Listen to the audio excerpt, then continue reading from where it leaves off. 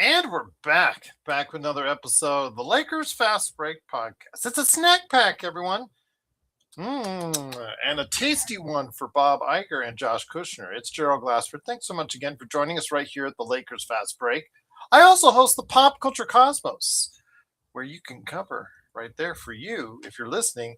We cover the latest news and trends in pop culture each and every week, twice a week, wherever you get your podcasts. On the latest Pop Culture Cosmos, which I know members of the Lakerholics really love and enjoy drinking every time I say Pop Culture Cosmos. Please go ahead and check out the latest Pop Culture Cosmos, where we talk about Spider-Man's continuing success as it heads towards $2 billion for Brand New Day. Plus, also as well, I had a chance to check out the Museum of Punk Rock.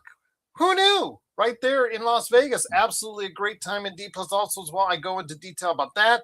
Also, my time on Gears of War E-Day as far as the multiplayer beta, and Canned Lanterns, which debuts very soon on HBO Max. Can it save James Gunn's vision for the DC Universe? We talk about that and more right there for you on the Pop Culture Cosmos. Indeed. Plus, also as well, I want to go ahead and mention I am on 3 days a week, Monday, Wednesday, Friday, on the Lakers Latest channel, which is run by my friends in the Fan Arc Network. I have a Thursday show that I'm going to talk about. I've already recorded it for tomorrow morning for my thoughts in more detail on today's little tidbit nugget of news. You know, just another day for the Lakers to get sold for $12.5 billion. So I talk about that also as well in Lakers Latest. And for also initial reactions, we were one of the first shows on the planet outside of Ramona Shelburne on ESPN to go ahead and report on and go live with instant reaction on the sale of Los Angeles Lakers for $12.5 billion. So we talk about that. You want to hear what I and Joe had to say initially? It's also on this channel right here as well. I have heard more than one person say it looked like a funeral for Joe Soro and his reaction indeed. He'll be on later. He is at the Dodger game, I believe, right now, so he is going to be running late. But here today to go ahead and talk about today's minor news that's going on right there for you with the $12.5 billion sale of the Los Angeles Lakers to new owners as far as heading the group, Josh Kushner and Bob Iger is a good man indeed. You got to go ahead and check out what he's doing today at Lakers Corner right there with his famous shorts. Also as well, some long-form entertainment from time to time. It is the Zoom executive himself who ironically was bidding on the Lakers, but did not know it was just actually for sale. This deal came up quickly. Sunday, the call was made. Wednesday, the deal was made. So, yeah, even the Zoom executive didn't have time to react. It is John Costa. John, great to have you here. Appreciate you stopping by. As always, my friend, I knew you couldn't jump on with us because you were doing your Zoom thing. Really caught a lot of us off guard as far as when it happened and the announcement was made. Your thoughts, my friend, as we go into a new phase, a new era of ownership with, of course, what we're seeing now with this group headed up by Josh Kushner and Bob Iger. What's up? What's up, Gerald? What's up, chat? Everybody in the chat. What's up, my dog Black? I see Black in here, man. What's up, Black? Rough and everybody, man. Good to see everyone.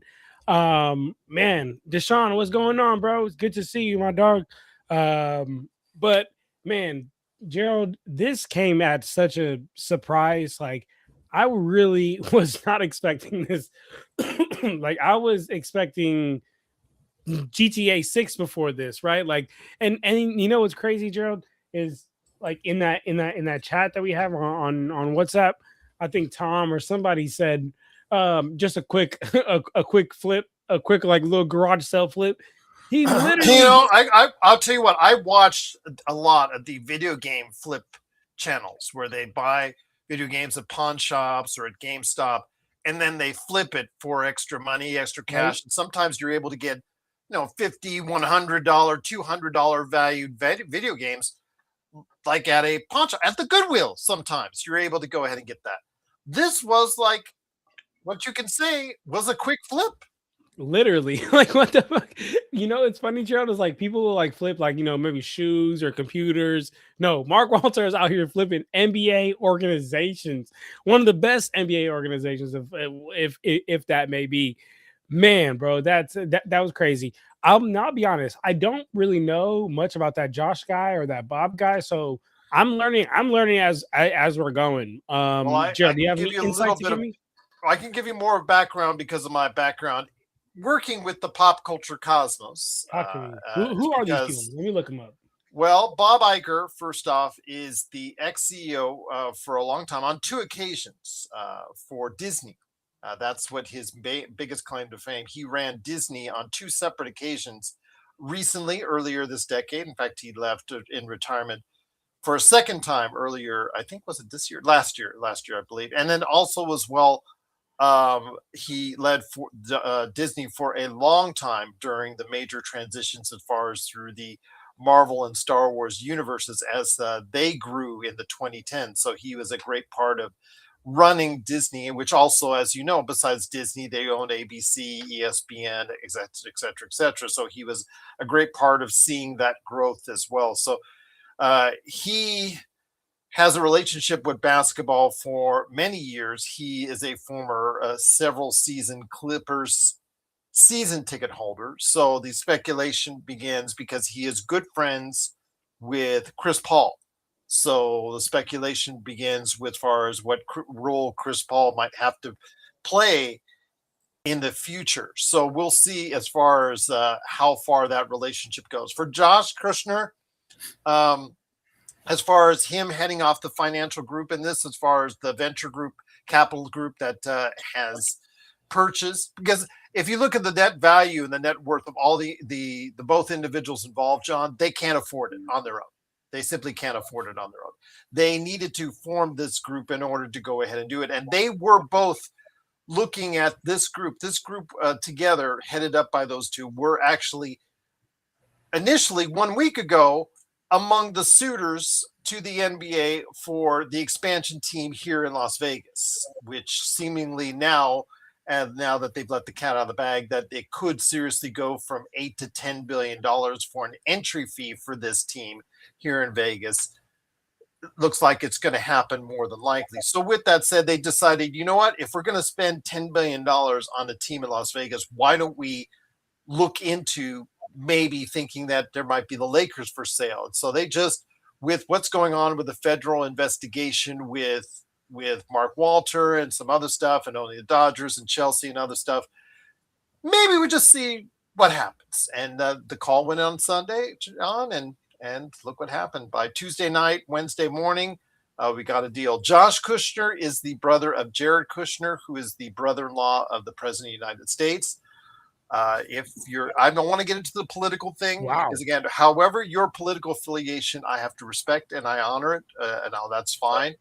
I will say, for the record, while Jared Kushner obviously aligns himself with the president, on the record, Josh Kushner is not aligned with the president, because I've seen and read all day about, in fact, comments on our video say, "Oh, Lakers are MAGA now, MAGA."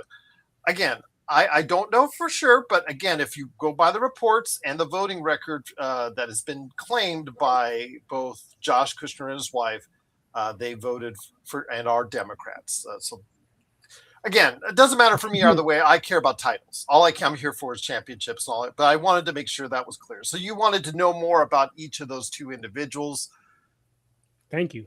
Yeah, that hopefully will give you a little bit there. I know more about Bob Iger because of my background in pop culture, and obviously he's been an integral part of the MCU. He was, as the Marvel Cinematic Universe in the 2010s grew to be the behemoth that it became. He was at the head of it for Disney, as far as it's concerned, to give you an idea. So hopefully that helps a little bit. That helps a lot. And before I get into that, what's up, Legend? How you doing, brother? Swang, pretty good. Swang, let me just say this for Swang. I love you, bro, but if you say this again, I will boot you and I'll make sure it's a permanent ban. Don't you What ever say that. You can say that about yourself. And if you want to call yourself a Celtics fan, absolutely. But I was born in Inglewood, born a block away from the Forum. I bleed purple and gold more than you ever will. Hey. And if you ever insult me like that again, I will go ahead and I'll kick you out for good. No matter how many dumb jokes you gave or how many Modernos you drink and how many jokes you give to Joe. So you're all make funny. sure we're on good terms. I'm 10 Modelo's deep and coping. Brother, no need to cope, brother. We're right here. Yes. Let's talk about this. Yeah. Okay. I looked up Josh Kushner and Bob Iger. he's at 10 Modelo's deep. I keep Modelo. I'm sorry, Modelo's. Yes, Modelo's. Yeah, Modelo's. He's at 10 Modelo's deep. I should know what that is. That is the most popular beer in North America right now. So hello. Oh, it is popping. Yeah, they are popping. Yeah. Go Okay. ahead, Well, John. shit. That's crazy about the whole little political background and whatnot, but I'm not really here for that. I'm here for basketball, so I guess that is what it is. As long as that don't get in the way of hoops, that's all. That's the only thing I would say about that. Now Bob Iger and Josh Kushner. Let's see if they're about winning. Let's see if they're about winning. Let's see if they're one of these newer owners. I feel like the newer owners in this era, they come through and they're just spending huge money, right? Like you think of the guy that bought the Suns. Remember, he came through and bought the Suns. I think it was that season that they brought in all these players. None of that worked out, but you know what? He spent big bucks and then the Celtics. No, I think it was the Celtics or somebody else. Another team was recently acquired as well too. A new owner came in trying to spend money. Portland is the most recent, but Boston, Portland's the one with the cheap owner that is letting everybody go, all the announcers, all the staff, whatnot. But trying to get a deal at the arena that is to his liking, so he doesn't have to pay anything out of pocket. But that's the new owner for Portland. You're talking about Boston, who sold the team, but they wanted to keep control of it. But eventually, it was supposed to have been 3 or 4 years that they were supposed to stay in control of it, like the Mark Cuban deal, where Mark sold it, but he wanted to keep in control, whatnot, and all that sweet deal. I want my cake and eat it too. Initially, the deal that Jeannie Buss made with Mark Walter, where she stays as governor for a period of time after she sells the team, which is now, again, according to Bob Iger, still going to be honored at this point in time. But be that as it may, Boston eventually, a year after they sold it, the new ownership said, we're just going to go ahead and take it over. So. Yeah. But I say all this to say that all these new ownerships that come in, heavy hitting. They're trying to do something. They're trying to make a move. They're trying to show everyone hey, I'm here and I'm here to make an impact. So with that being said, I hope that it's a smart, I hope that, any moves or anything that they're, bringing to the organization is going to be a smart move, because again, to talk about what the Suns did, he came out swinging for the gates, and that kind of ended up screwing over their future or whatnot. So, I mean, we'll see. Like I said, I don't have too much on these guys, but we are going to learn what they're about and see if they're winners. Because at the end of the day, if they're not putting their money where their mouth is, as ownership, it's not like you're out there going playing basketball, but it's are you putting your money where your mouth is? Are you treating players like Mark Cuban back when he used to own the Mavericks? I've heard so many players talk about how he would go above and beyond, do absolutely everything to take care of their players. Everybody liked playing for the Mavs, and that all that starts at the top at ownership, and then it comes down from there. So we'll see what these guys are like.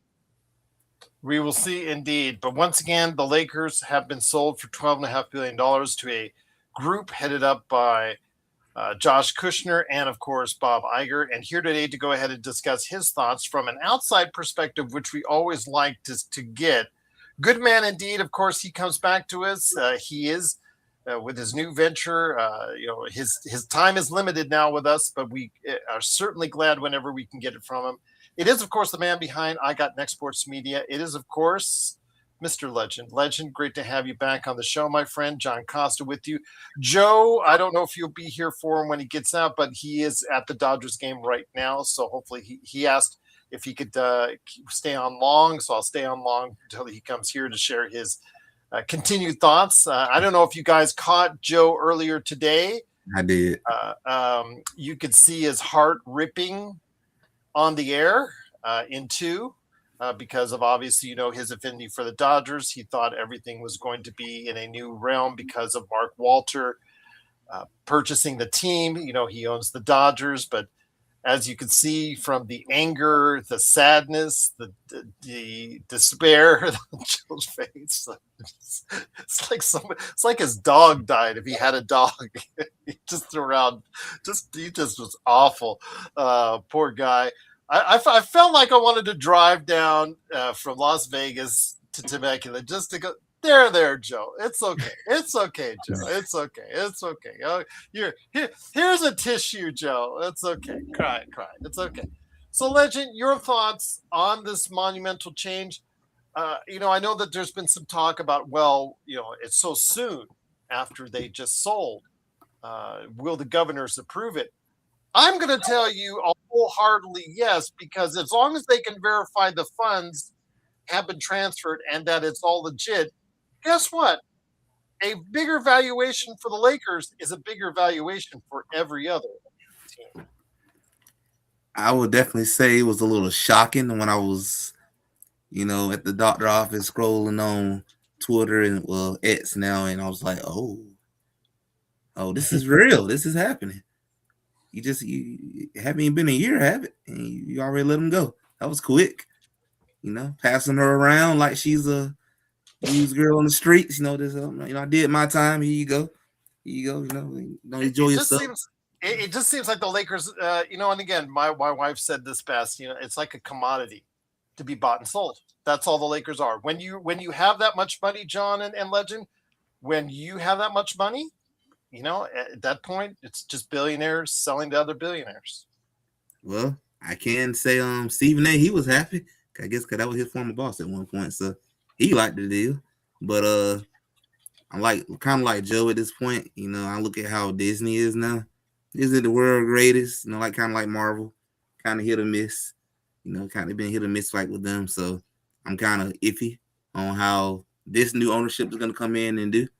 I mean, at this point, all you can do is see what happens, pray about it, get some Hennessy or whatever you drink, and if it get ugly, at least you can drink that. Modelo, of course, swung at ball 4. There you go. Yeah. So it's a dark day, right? It's a very dark time right now, and it do make you wonder what's going to happen with the Dodgers. And are you going to sell them? What's about to happen with them? Does make you wonder? Well, the president of the Dodgers was at Dodger Field or at Chavez Ravine earlier today, and he did make a comment that they're not aware of anything right now going on with the Dodgers as far as a sale of anything. So we'll see if that happens. We'll see, though, John, because a lot of this rumors and speculation are centered around the fact that there's a federal investigation going on of Mark Walter and his companies in regards to how they're funneling loans through his various companies. So some people are trying to go ahead and connect the dots. Of course, there's nothing that's been proven that 1 equals 2 in this case, John, that it could have been a deal where, again, Bob Iger was on, he was actually quoted in the California Post, and Kobe Price, shout out to him. He deserves all the credit for getting that quote from Bob Iger saying, hey, look, we just made a call. We were looking to get the expansion team in Vegas. It's getting pricey. We thought we might as well just spend a couple more billion and ask just out of the blue to see if, we heard maybe that the Lakers could be for sale, or the Lakers could be for sale for the right price. So somebody must have said something to them, John, that the Lakers could be gotten for the right price. So they made the call on Sunday, and the deal got done shortly thereafter. Yeah. So, I mean, so did you basically just kind of go over the whole low ordeal? Because is that what they're talking? I don't understand what the whole thing with the loan is. So what is so basically, there's a federal investigation going on. It's been going on for a little while now with Mark Walter's companies in regards to how money through his various companies is being funneled through, I believe is the gist of it, as far as how loans or whatnot. I'm going to look it up more as far He's as like while we're illegally talking. paying himself or something like that. I don't know if he's legally paying himself or it's just, it's like, I don't want to say money laundering per se, but it's there. Not everything is adding up, I think, for the federal government as far as how he's making money, how his companies are earning money, if there's profit and losses, how they're being dealt with, paying taxes, things of that nature. If there's loans out, which he did make loans, he still has loans out, I believe, from what he paid for when he bought Lakers and Chelsea and things of that nature. So with that said, where is this money going? How, to pay all these loans, to pay all these things, to as far as because remember, it's just not with him, it's just not, or the Guggenheim Group and him, it's just not just the teams that they own. He has other companies, like as we found out last week with Kawhi and Steve Ballmer. They've got a lot of companies, LLCs, that we as the public aren't always aware of. Absolutely. Okay, I see. Yeah. So okay, well, what I will say is that it does look very sketchy. The fact that once he gets in this organization, I mean, once this investigation starts happening, he starts selling the Lakers. I mean, he sells the Lakers and kind of starts scrambling. So I guess that is kind of a sketchy look on him. But I mean, as far as his little loan situation he got going on, yeah, I mean, I don't know, brother. You might be you're gonna have to take that up with somebody above me, brother. Somebody's gonna need their money back, and I don't know. That might get ugly for you, Mr. Mark. But yeah, I mean, I don't really have much to say on the loan part. The thing I am upset about, I didn't see. You guys know I don't watch much like baseball or other sports or whatnot besides basketball. So I was excited about the fact that like. I feel like Mark is doing so much for the Dodgers. I mean, I'm sure Joe can speak to this more. And I was just ready to, to have an owner that is just all about winning. And I seen that in Mark and, in the Dodgers. Not that I was watching, but I seen him winning. I believe under like his ownership that they won the World Series or something like that. So say I just say that he was a winner, and I felt good about a winner leading our team. Now we'll see. Well, we will see.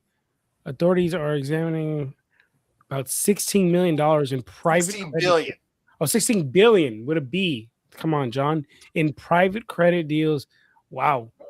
Involving Mark Ross, an insurance company. Wow. I feel like a lot of insurance companies are fraud. So determine whether fraud occurred. So that, according to the Wall Street Journal, in regards to the federal investigation. So I want to clarify that's it right there. Yes, it's in 16 billion in private credit deals currently in question because his insurance companies maybe passing it to each other or how it's looking or what have you. Again, whether the fraud has occurred on that. So, what do you think, Gerald? With the Kawhi thing, if it smells, if you think it smells, it probably smells. And as we found out last week, Pablo Torre found out.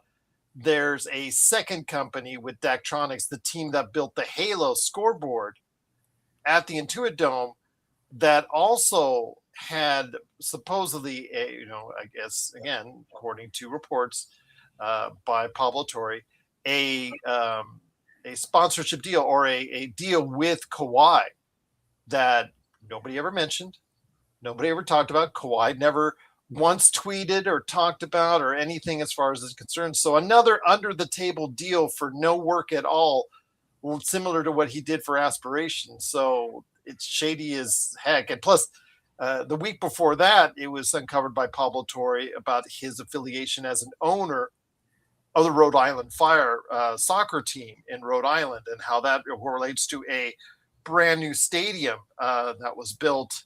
Ties in the Rhode Island governor into some kind of weird things going on there.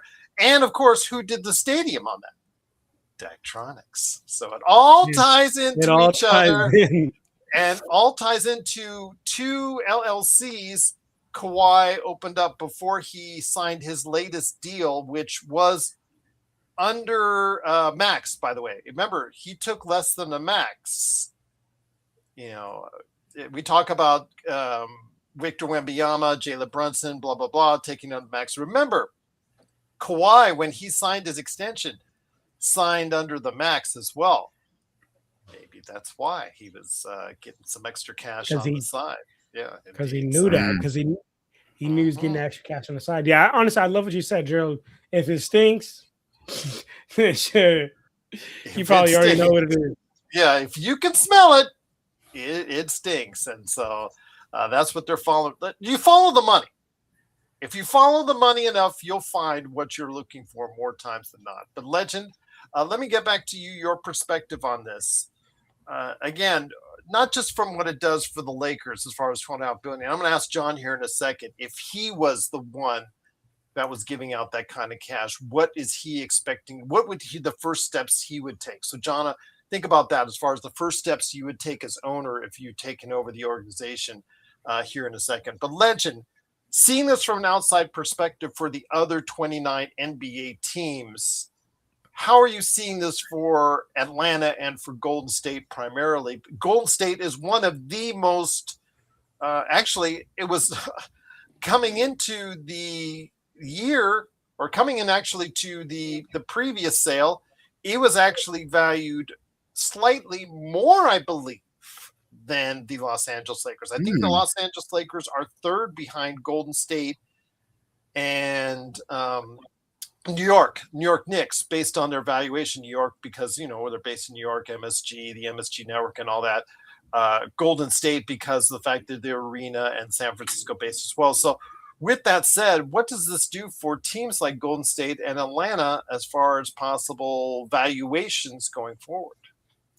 It does make you realize that these teams can be worth a lot more than what they originally were when you first buy them. Because look at Mark Walter. He bought him for $10 billion. Now he sold him for 12, so he just made an extra $2 billion off the deal. Oh, so it just this surprise. It lets you know with these teams that it can be sold at any moment. Money talks. Money talks a lot, and these teams can be sold in an instant, regardless of who on the team or what you done on the court. If the right person come up in there and say, "Here's a check. I'm ready to go. All right, here you go. Here the keys. See you later. I'm out. Your team. I'm done. I don't care. I got the money. I don't really care no more." It did let you know these teams can be sold regardless. And I guess, too, based off who's on that team can impact the value of that organization, too. Having Luka there, it impacts the value. Golden State, you got Steph still playing at a high level, impacts the value. If he were to leave and get traded to, I don't know, Chicago right now, that value going to skyrocket. So, it does come down to with the players, who's on the team, how much that impacts the value of that organization, too, as well as winning. Lakers been like top 3 2 seasons in a row now. So it makes a good impact on the value of the team. But I feel like the whole thing just really showed me that regardless of who on the team, how you winning, these owners will sell your team in a heartbeat. It's a business. It is about business. It's no personal feelings or nothing. It's about business. And I don't want to ever hear anyone say, well, LeBron, again, now LeBron's leaving, so the value of the team is going to be less. Just proved it wasn't. You just proved that, regardless of LeBron leaving or not leaving or staying or whatnot, who said that? No effect.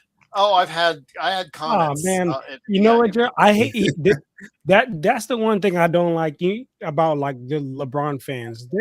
They think that this guy is bigger than the system. The system is the Lakers, y'all. Like, look, I like LeBron James. I'm all for LeBron James and whatnot. But yeah, LeBron James not bigger than the Lakers. Yeah, come on. Yeah, like he's not thinking at that point. He helped. He definitely helped the value go up. Sure, it's LeBron James, right? He's widely known.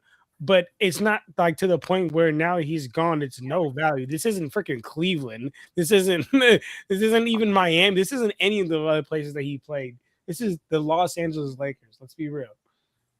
Because I even brought up the other day, as far as the average attendance on the years when the Lakers were really bad in the 2016, 2017 years, John, and they were still 19,000 a game. Still 19,000 a game coming into that arena each and every time out. So again, it just, it's it's not necessarily the name on the back, jersey on the back, or the name on the back. It's a lot of people. It's the name on the front, indeed. And I'll just leave it at that. But there are LeBron fans, and there are LeBron fans who've left LA and gone to Philly, and that's fine. More power to you. Best of luck and all that. But again, we'll see you at Christmas. But with that said, John, let's say again, you are taking over. You provide the 12.5. Your Zoom executiving has got. I closed a huge deal if I did that. There you go. $12.5 billion. Now, again, to a lot of these billionaires, this is just a commodity, Legend and John. These are just commodities to be bought and sold. There are a few that have the actual passion as far as ownership groups are concerned. Some of these sports owners are sports owners of these teams for life. But even then, you still have to think of what Ted DiBiase said at one point in time, that everybody has a price. But be that as it may, let's say you found that price and you made the call, and 3 days later, you own the Los Angeles Lakers. What are you starting on first to start ownership of your team? How do you proceed going forward? Because, again, we're seeing Bob Iger give the comments that he's thinking most likely going to, I'm going to give the exact quote here in a second. I'm going to go ahead, but he basically said he would most likely honor the deal that's in place. Didn't give a full 100% on it. I'm going to bring up the quote here in a second, but how would you approach your new Lakers regime? All right. First thing we're doing, walking in there, I'm going to the gym, right? I'm going to the gym. I'm gonna get us some shots. I gotta clear my head. I gotta clear my head, right? So I gotta go in there. I'm gonna get up some shots just so I can clear my head in a nice Lakers practice facility. Then I'm going straight to Rob's office, and I'm like, knock, knocking on Rob's door. Rob answers the door. Rob, what's up, man? Come to my office. Let's have a seat. So Rob comes to my office. He has a seat. I'm like, all right, Rob. I noticed you've been with the organization for quite some time here, and you've done some good, you've done some bad, and I understand. But you know what, Rob? I'm gonna give you a year, okay? Clean slate. I don't care what you've done up to this point. I'm gonna go ahead and give you a year, Rob. I'm gonna give you a year to show me that you are serious about somehow, some way, us building a real roster around Luka Doncic. Now, the capital. I'm Bob Iger. I'm Josh Hefner, whatever their name is. Capital, we're here for it. But Rob, I need to see that you have the ability, the grit, the know-how to make it happen. And guess what, Rob? If by August 12th, 2027, you don't have it done, Rob, I'm letting you know. August 13th, you're going to be out of a job, Rob. Okay, great conversation, Rob. Thank you very much for your time. Go ahead and see your way out of my office. Boom. Rob leaves my office. Now I'm like, all right, great. Had a great conversation with Rob. Go downstairs, and I'm like, JJ Redick, come talk to me, JJ. JJ comes in my office. I'm like, JJ, all right, brother. Listen, we need to figure this out, okay? We need to figure out what the identity of this team is going to be. We need to figure out if we're going to be a defensive-minded team, or if we need to figure out if we're going to be offensive-minded. And whatever JJ says, I am rocking with JJ. I have belief in JJ. I have belief in JJ. So I'm like, wherever you want to go, JJ, that's where we are going to have to build our team from, players wise, and also coaching staff wise. So I mean, like the guard development, the bigs development, the assistant coach, absolutely everything is going to be off the philosophy that JJ is trying to run. If JJ is trying to run a philosophy that we're going to outscore teams, all right, let's do it. If he's going to run off with philosophy that we're going to try to play great defense, JJ, it's going to be hard because we have Luka and AR out there. So we're going to have to get a lot of other players around that philosophy. So I think it's going to have to be offensive minded. I can keep going, but next thing. Why not? That's okay. You're pissing off Joe. That's fine. Watch the game, Joe. What's up, Joe? Where's Joe at? He's in the comments. This isn't after school special, bro. JSJ said no stability at all. No stability, brother. Do you know what Rob's done? Hold on, I need to read the comments. You have to have stability in your franchise. Brother, stability in your franchise. I agree.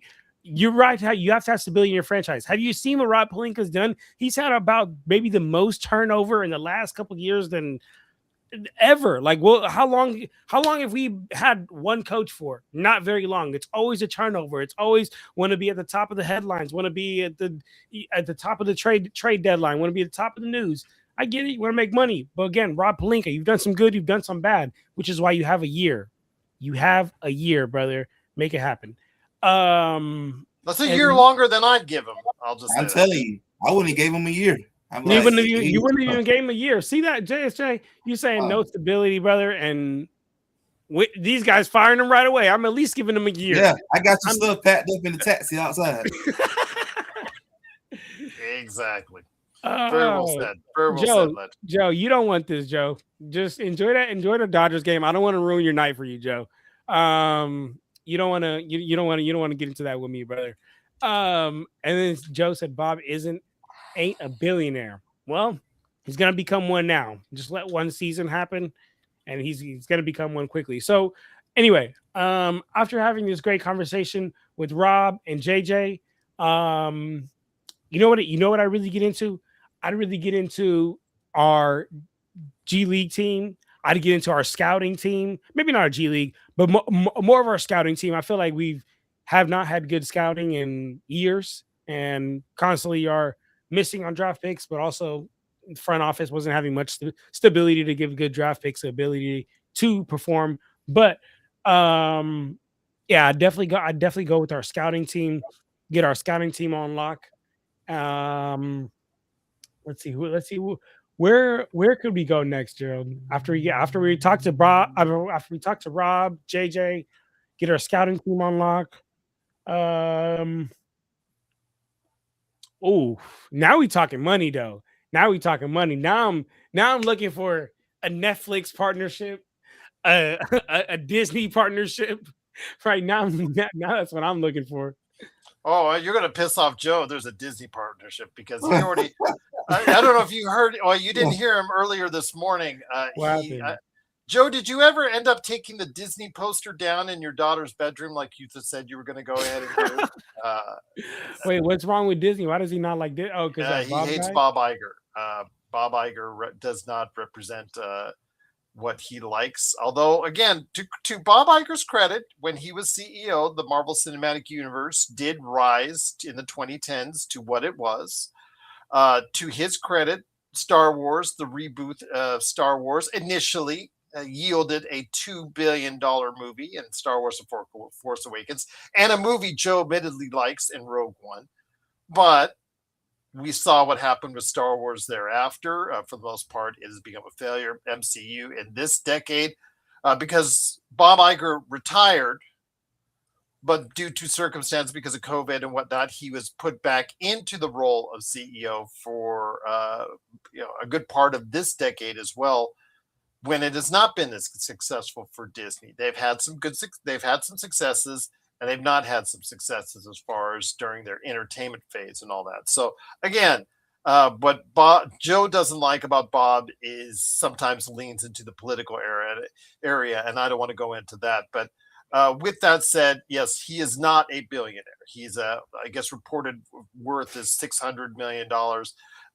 Kushner, who again, according to reports, says he's did not vote for the president. And again, if you vote for him, political, I don't want to get into too much. I'm just saying he does not align, according to reports, to what his brother is, as in the affiliation they're in. So I'll just leave it at that. But with Kushner, his value, his net worth is $5 billion. So again, it takes, when you don't have enough money yourself, the old adage applies, John. When you don't have, the best type of money that you use is not your own money, but the best type is when you use someone else's. Exactly. That's what rich people do. They leverage their other people's money to make them more money. Yep. It's literally how rich people stay rich, and how Josh Kushner's and do stuff like this. But the whole political thing, yeah, I mean, like I said, it better not come in the way of hoops, which I don't think it will. But what I don't like and what does rub me the wrong way is that you were telling me about this Bob Iger guy. He used to be a Clippers fan. He used to be a Clippers season He holder. was a Clippers season ticket holder for several seasons. That's and has a insane. close affiliation with Chris Paul. That's insane. I mean, whatever. What I get. I mean, I'm Well, you don't want to whatever that because multiple owners probably have a close relationship with Chris Paul, but the fact that he was a season ticket holder, that's like, what the fuck? Why yeah, but I'm just saying on the fact of Chris Paul, John. I know there's since the sale happened and was announced earlier today, speculations run wild. Chris Paul's retired. He's not doing anything currently. His place within the NBA. Remember, he was the president, I believe, of the Players Association, or was he the vice president of the Players? I think he was the president. He was the president of the Players Association. Yeah, so he does have an affiliation as far as from that standpoint. Could we see something as far as integrated? Legend, let me get you back in there. Could we see something integrated with Chris Paul? Because again, Chris Paul and Bob Iger, they're friends. They're known friends. There's pictures of them together. Again, he was a Clippers season ticket holder for years during the time that Chris Paul was playing with the Clippers. Do you see something possibly down the road brewing with Chris Paul as part of the Lakers organization? I mean, it's a very good possibility. You know, when you got close ties with these owners, usually they like to try to bring in their buddies in some type of passion way to get them into the mix and too. And I wouldn't be surprised if he plays some type of role going into this. This could be Chris Paul way of his second chapter now, being outside of a player wise, going towards being in ownership type of role like for organization. So I wouldn't be surprised if he kind of comes in and he get picked up to do something in this type of organization for somebody he knows. Usually when these new owners come in, they like to bring their own guys too, which is why I'm like, Rob Pelinka, a lot of these other guys, are they going to stick around?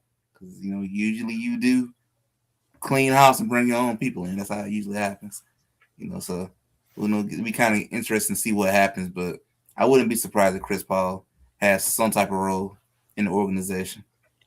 JSJ just hit it on the head. He said Chris Paul, player development coach. I love him. I would probably lean him into an executive position of some type personally, because again, he did have a role as an executive with the Players Association. I just think, again, as coach or something, I just think at this point in time, if he wanted to be a coach already, he would have probably already leaned into that. You'll probably already hear something about that as far as coaching is concerned. I'm thinking a little bit higher for him at some point, and maybe his affiliation with Bob Iger will do that. But John, here's the exact quote that Bob Iger was quoted from by Kobe Price of the California Post. He said, quote, "We have enormous respect and appreciation for Jeannie, her father, and what they've contributed to the franchise. And we have every intention to honor the agreement that was made between Mark and Jeannie." If you remember, everyone out there, the agreement was that Jeannie would stay on for 5 seasons as governor of the Lakers.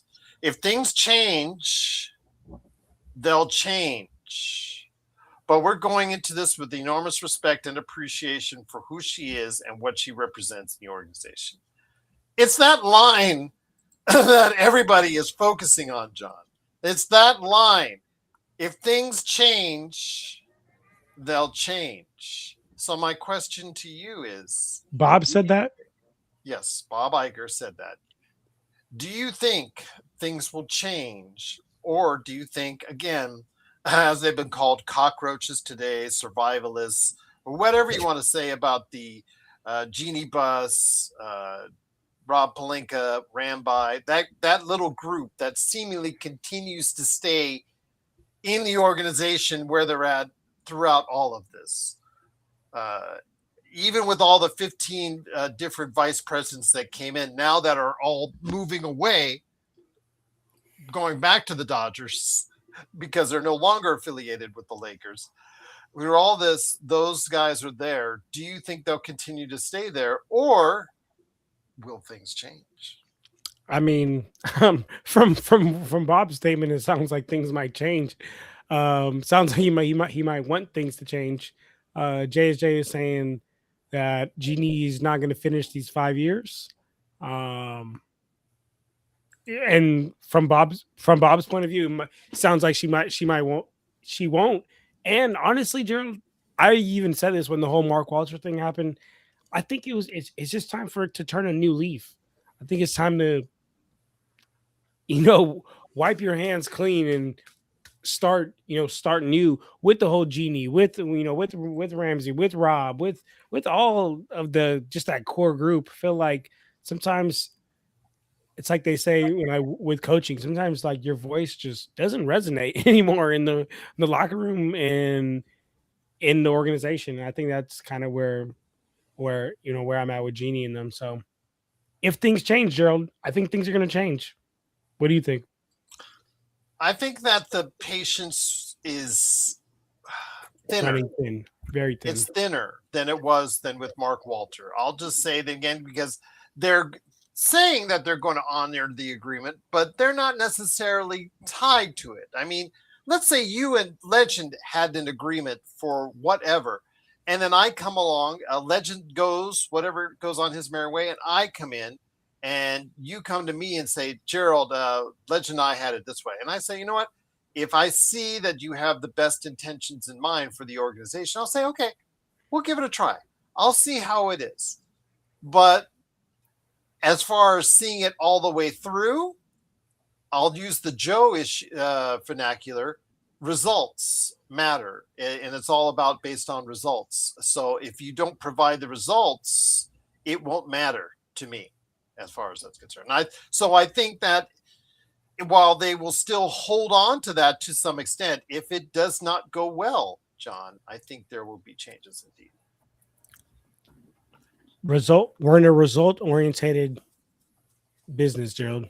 We're about results. We're about winning. We're about putting your money where your mouth is. Ex ownership, ex front office, I feel like has ran off so many players because we have not been putting our money where our mouth is.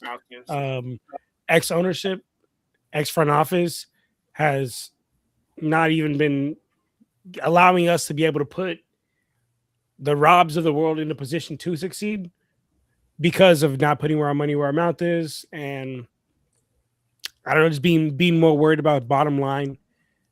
That is one thing I really like about, Jeannie being gone. I know, I'm sure because of the tremendous wealth she amounted from the Lakers, she probably has some other stuff going on here, but that the Lakers were like the main thing for the Genie and the Buss family. It was kind of like a family business in a way.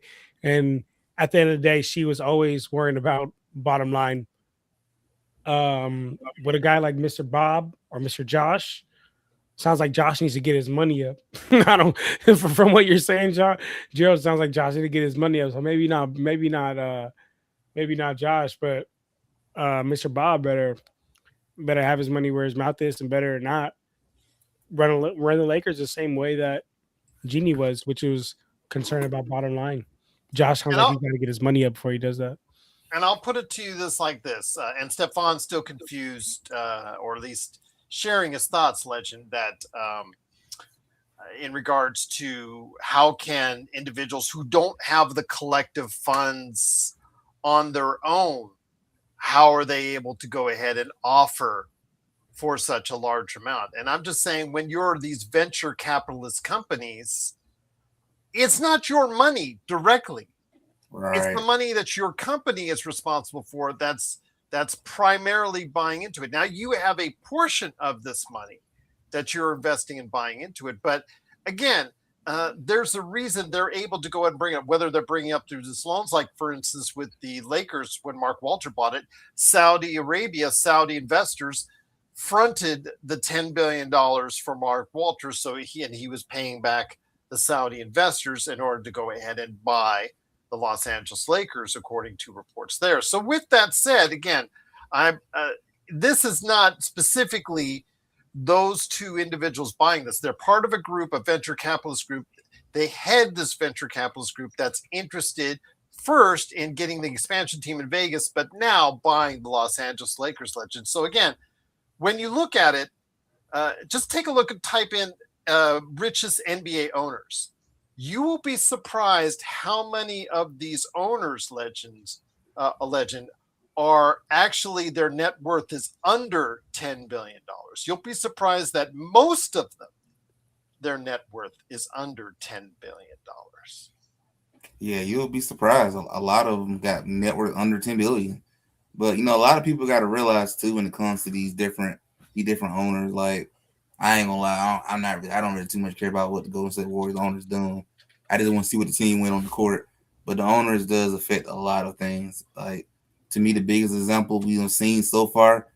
Look what happened in Phoenix. That disaster that happened when the owner decided to pull off that wall and to start the spending, getting all the big names, and it don't lead to nothing. Like, these owners, you got to make sure you get the right owner who got the right mindset. Because if you get the wrong one, you could be ruined for years and years and years to come. So it does make, ownership is more important than a lot of people realize, just because it can impact everything.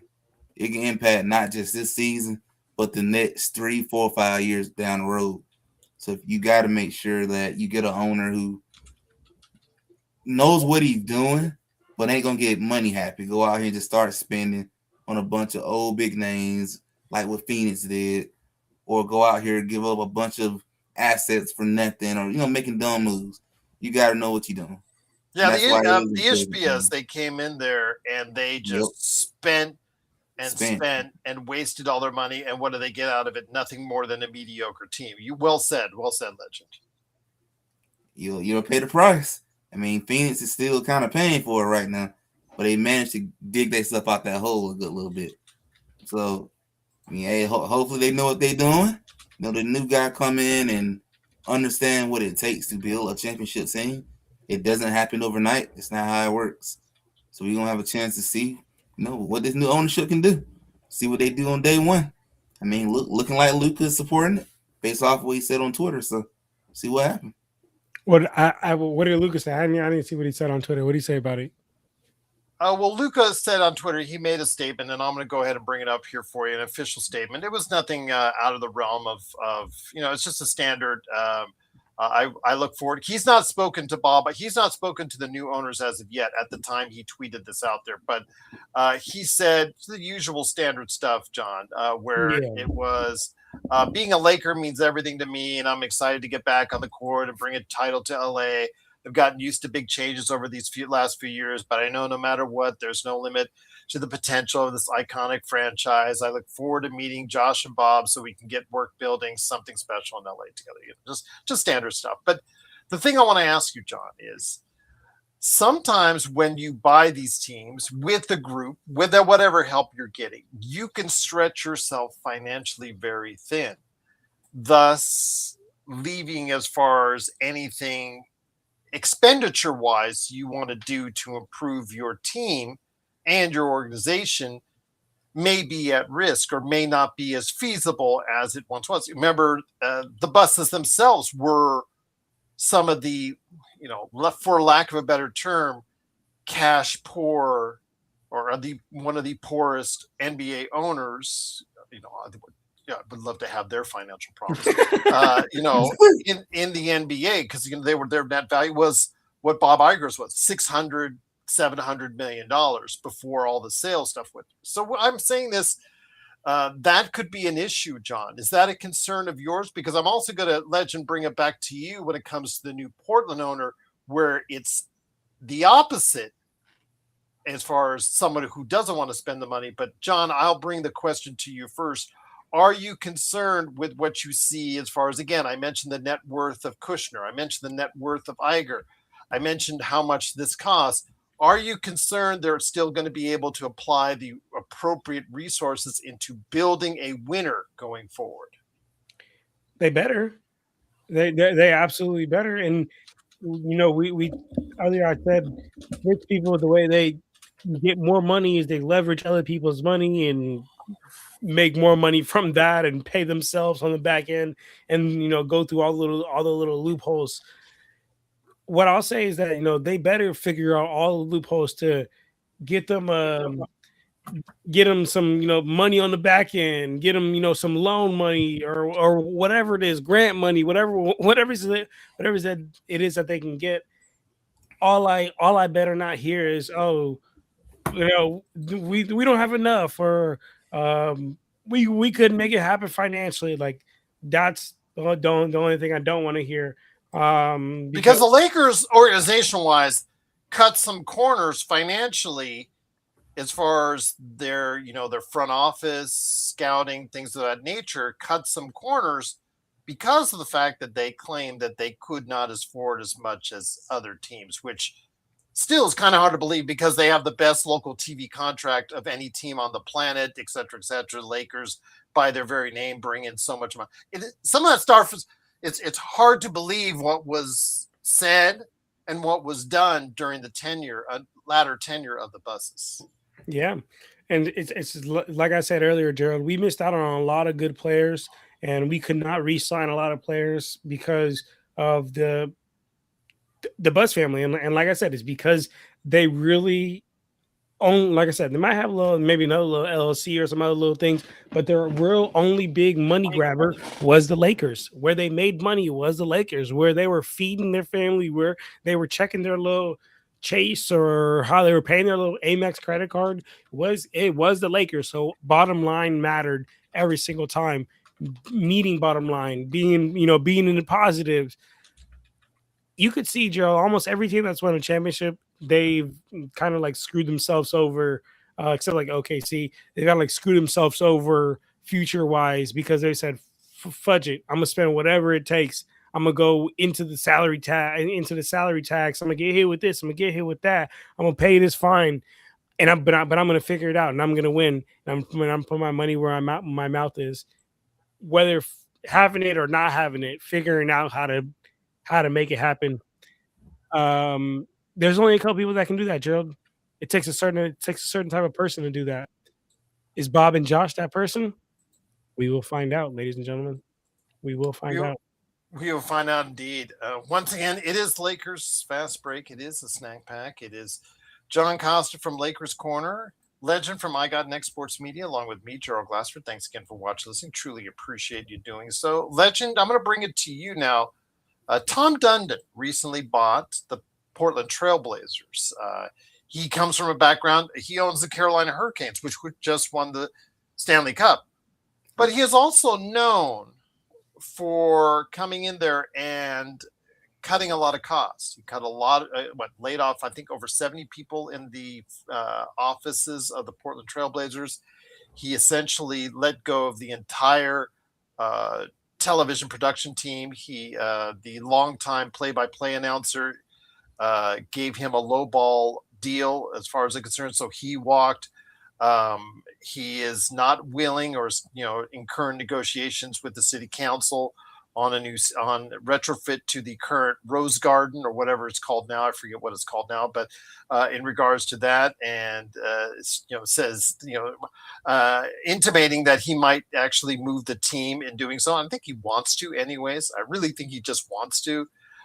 There's also the stories of him during the playoffs not having the two-way players travel with the team, and also the coaches and non-essential players or non-essential people as far as at the games, like in San Antonio when they were in the playoffs in San Antonio, actually check out early so they wouldn't incur the late fees of the hotels. So all these things I'm building up to say is he penny pinches, and it has worked for him as far as in the NHL. We'll see how much it works for him in NBA. He doesn't penny pinch on the players because he's got a lot of very expensive, some cases quite perplexing players on that roster in Portland right now. But be that as it may, he does penny pinch a lot. What happens if they come in as far as this new ownership team and does something similar to that, as far as from a standpoint of maybe cutting costs where it doesn't need to be cut? I mean, it's a possibility. You could come in and cut in some of the wrong places. And, a lot of these new owners that coming from different sports got to realize the NBA works a lot different than that sport that you're dominating in. They ain't the same. MLB, not the same as NBA. It's a cap. Can't go out here and spend the way you want to. NHL, what they got going on. I don't watch hockey, so I have no idea what they're doing. But their system ain't the same NBA. That part I do know. So, a lot of these new owners got to understand coming into the NBA, what you did there ain't no guarantees going to work here. You got to sit there and figure out what to do with that cap, because all of us here know the CBA currently screws you up when you start getting expensive. It hurts you badly. Which is why at this point, when you win one championship, that might be it, to be honest. Because that CBA gonna make you tear it all down. You're gonna be lucky to get one championship.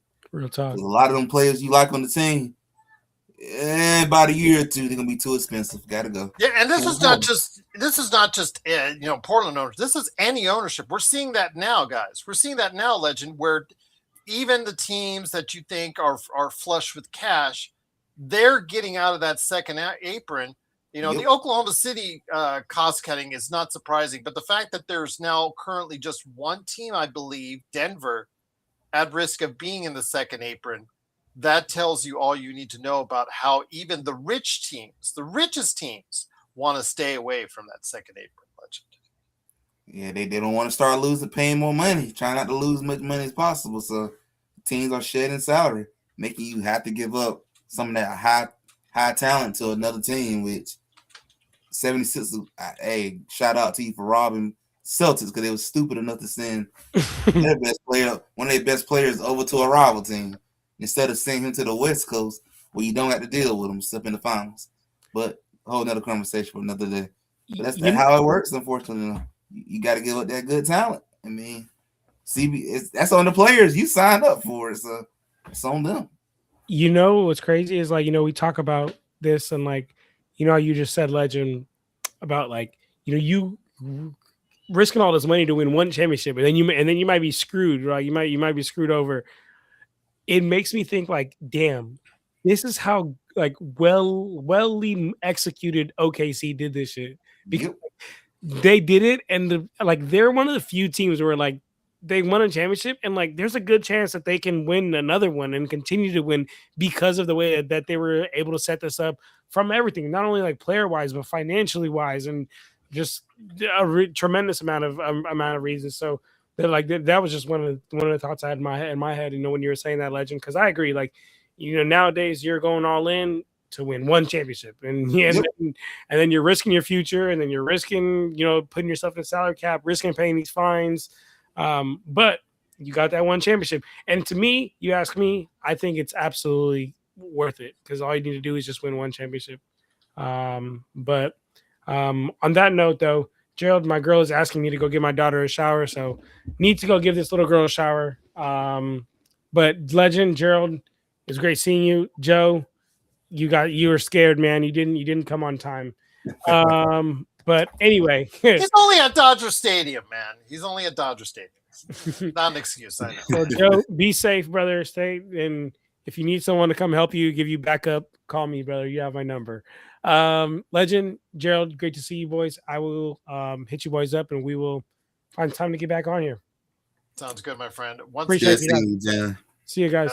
John Costa, make sure you go ahead and check out what he's doing today at Lakers Corner indeed. So, Legend, I bring it to you, my friend, for some final thoughts before we get into Russell Westbrook in regards to that. So we'll go ahead and talk about some final thoughts on this momentous sale, $12.5 billion. Again, I don't think anybody in the NBA, as long as this is legit, as long as this number holds, as long as they're good for the cash, because again, if you base it by net worth, you're getting nervous. But obviously, they have proven to Mark Walter, and they're able to prove it to the NBA, that they could front all this cash for the $12.5 billion. So with that said, for the rest of the NBA, I think it just bodes well for the NBA's owners that their teams are going to end up being more valuable because of it. Yeah, it's just going to end up becoming more valuable for the team. And, that's something I will always say about this CBA. I just don't understand why the players went with this. What was they thinking when they signed up for this? Did they not read exactly what this does to your team before they signed it? The owners won in this situation. I don't like it, Legend, but what has it done? What has it done? It has created winners and champions, new champions every year this decade, which is what it was designed to do. So the CBA is doing what it's designed to do. Is it taken away from the old NBA where the dominant teams getting the largest ratings are not always front and center? Yes. And that, again, those teams include the Lakers Golden State, et cetera, et cetera. But if you're into the parity thing, Legend, this CBA is doing exactly what it was meant to do. Now that's the only thing the CBA is pretty much doing. You got parity. You really don't know who's gonna win a championship no more. You really don't. So you have teams in small markets that, or fans in small markets that feel with this they stand a chance.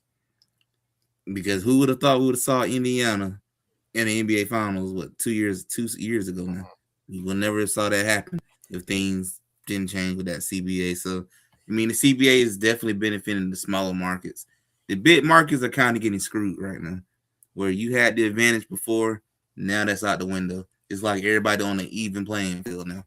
Because even if you were to go out here, get all this talent, probably within 2 years, you're going to lose most of that talent because they're going to get too expensive. You got to cut salary or you're going to be in that second apron. You can't keep them. Just like, San Antonio. They living good right now with all that young talent until them rookie contracts run up. And then you got to get rid of some people. You got to get rid of them. And that's the advantage that these smaller markets going to have now. That's why the days of seeing back-to-back or three-peats, that's probably over with right now until the CBA runs out and a new negotiation come into play. You get one championship, you did good to get that. And that might be the only one you're going to see because you're going to have to tear it down because it's too expensive to keep them. I mean, it's just the deal you sign up for. But for teams like Indiana, let's throw in Chicago. This is their chance to win something. It's the reason why you're seeing Knicks won a championship. Who would have thought we would seeing that happen? I never thought I'd see that in my lifetime, and now I've seen it. So that's thanks to the CBA. Again, if you are a proponent of the CBA, that's what you're promoting. It's simple as that. I personally am not in love with it because, again, the Lakers, if they should get to that point, again, Legend, where they have a super team, guess what? They're going to have to get rid of it in a not too quick fashion. Whoever was the owner, whether it's Genie, whether it's Mark Walter, or whether it's this new group of Bob Iger and Josh Kushner, whoever the new owners are, if the Lakers get to the mountaintop, or with Steph Curry, the one last hurrah, if they get to the mountaintop, guess what? It's not going to last for long. You better enjoy it while it lasts because it's not going to last that long at all. Because once those extensions kick in for your number 2, your number 3, your number 4, your number 5, your number 6 player, once those extensions become eligible, become available, guess what? You're not going to be able to continue to afford your team, and thus you become less effective for doing so, Legend. Exactly. It's kind of why I told my buddy the other day, draft picks are way more important than ever before right now. Because if you were to hit on that draft pick and that person can come in the game and impact right away, you get to keep that player for several years for that cheap price before that rookie contract runs out. That's why these draft picks are more important and why you're probably seeing so many people a little iffy to give them up now because it's your best chance to be able to keep a really good compacted team together without losing pieces left and right. Because now, if you sit here and trade for a bunch of people, you ain't gonna be able to keep them for long. Because when that extension come up and they want to get paid more, it's gonna put you in the second apron. Now you got to cut costs. Look at Denver. It look like they're panicking right now, trying to figure out what to do about Peyton Watts. Because you hate to give him up, but it looks like you might be forced to. And that doesn't include the fact that if somebody comes in there and does another Oklahoma City deal like Sam Presti did a couple of weeks ago with Spencer Jones and comes in and gives a unexpectedly high offer sheet, and that could cost them even more. So yes, they're already in financial peril as it is, Legend, and whatever Watson signs for is going to make it even more interesting to see how they try to bail themselves out, because Denver has not been known as a team that likes to stay or spend into the tax very much. They are a very cheap team. They do not want to spend up in the taxes, which I'm always going to say, if I'm winning, I'm going to spend the taxes. But if I'm not going to win, I'm not going to do that. It's just no point. You're just throwing away money at that point.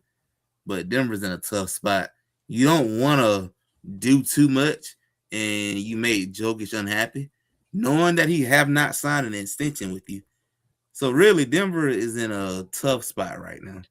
You don't want to go in the second apron, but you also don't want to go into the season with a less talented team and Jokic having signed a contract with you. Now you at risk of losing your biggest person on the whole team. You lose him, it's over. It don't matter what you do no more at that point. You're screwed. So it's like you got to pick. How do I keep talent on the team and keep Joker happy? Or how can I shed salary but also keep Joker happy right now?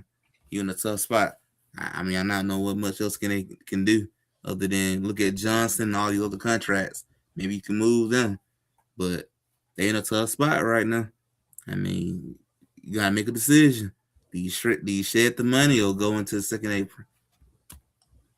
And you're right about that because we're going to see if that's put into practice this season because Oklahoma City, they had to give up 3 guys that are rotation players. You can argue all you want about Wiggins and Joe, but they did play rotation minutes the season before heavily, not as much this past season, but still were.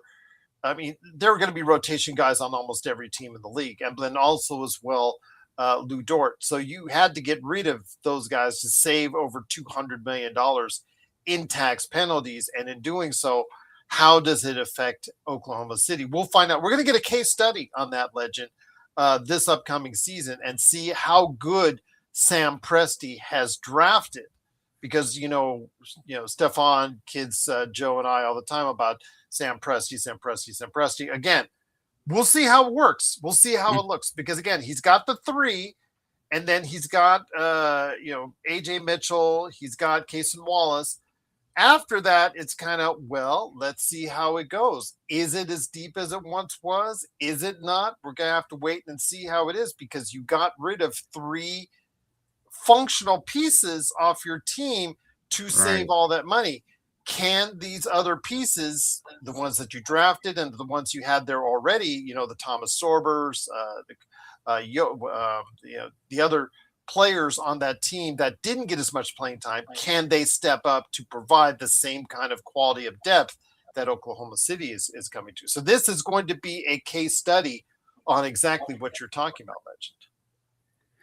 Yeah, I mean, because 2 of those players that they got rid of played a major role in the playoffs.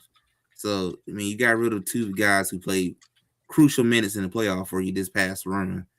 So it's going to be interesting to see how well did they draft. Can them guys that you just drafted, can they come off the bench and give you a decent amount of minutes to where it can make up for losing 2 key pieces that played in the playoff?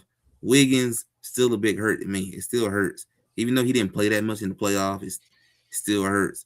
But Isaiah Joe, who a lot of us in chat know this is true, he was cooking Austin Reeves. You let him go. And then you lost a lot of people who call him very dirty. He in the ATL now. That's a hurt too. It's a hurt. So your draft picks got to try to make up for that loss. But you would have been able to keep him if it wasn't for that CBA. You didn't want to go in that second apron. So, I mean, it's the results. It's the reason why it's so hard to stay good for so many seasons now, because you got to give up so much talent. You got to give up all that depth. So, when you get a team built and you got a lot of depth, you probably won't keep that team together for no more than about 2 years. For 3 or 4 pieces are gonna have to be let go just because of money. Absolutely need Trojan. Great to have you here. Fight on, my friend, as always. USC Trojans, indeed. I did want to let you know again, for $12.5 billion, the Lakers were sold to a group headed by Josh Kushner, brother of Jared Kushner, and also as well, you guys not got me saying now Kushner, with Kushner, and then also as well, Bob Iger, former CEO of Disney. They were interested in being the group that was going to buy a team in Las Vegas, but then they realized with the price and the competition for that expansion team, they decided to go ahead, Trojan, and pivot. And basically they got word that, if you gave the right price to Mark Walter and the Guggenheim Group, that you could get the deal done. So they called on Sunday and it was done by Wednesday, where the Lakers are now their team moving forward, pending approval by the NBA ownership group. You are correct. There is a current federal investigation. We talked about it earlier on the show. I'm trying to bring up the article. Had it earlier. I'll bring it up for you in a little bit, Trojan. But yes, there is a federal investigation going on with some of his insurance companies in regards to some funding. Let me go ahead and I'll get you that here in a second. But let's finish up as far as the ownership group and then get to Russell Westbrook legend. With the ownership issue, again, this is going to be interesting to see how it plays itself out, Legend. What kind of owners are they? Because Trojan asked it, what kind of owners are they? We don't know. They've never, done anything public. Maybe they own stuff together or not. I don't know. It's not been reported if they do. They were, as a group, interested to try to get the expansion team like we talked about earlier in Las Vegas. This is an unknown. This is an unknown which can go wildly in different directions. So how much of a mystery is it? And do you have, let's say it was the Atlanta or Golden State team selling to buyers that you don't have a deep background of knowledge as far as in the sports realm. Again, I mentioned Bob Iger. He has a history in the entertainment business, but not as a sports business, not as a sports owner. Kushner has a background in the financial world extensively. He's earned himself a $1 billion status many times over, 5 times over. But we don't know how he is as a sports owner. So this kind of unknown, what kind of feeling would that give you if this happened to your team, Atlanta or Golden State? For our teams, Golden State, I'm gonna be honest with you, it ain't much hope. It ain't much hope for them. Just go out there and have fun for them. That's all I can say for Golden State.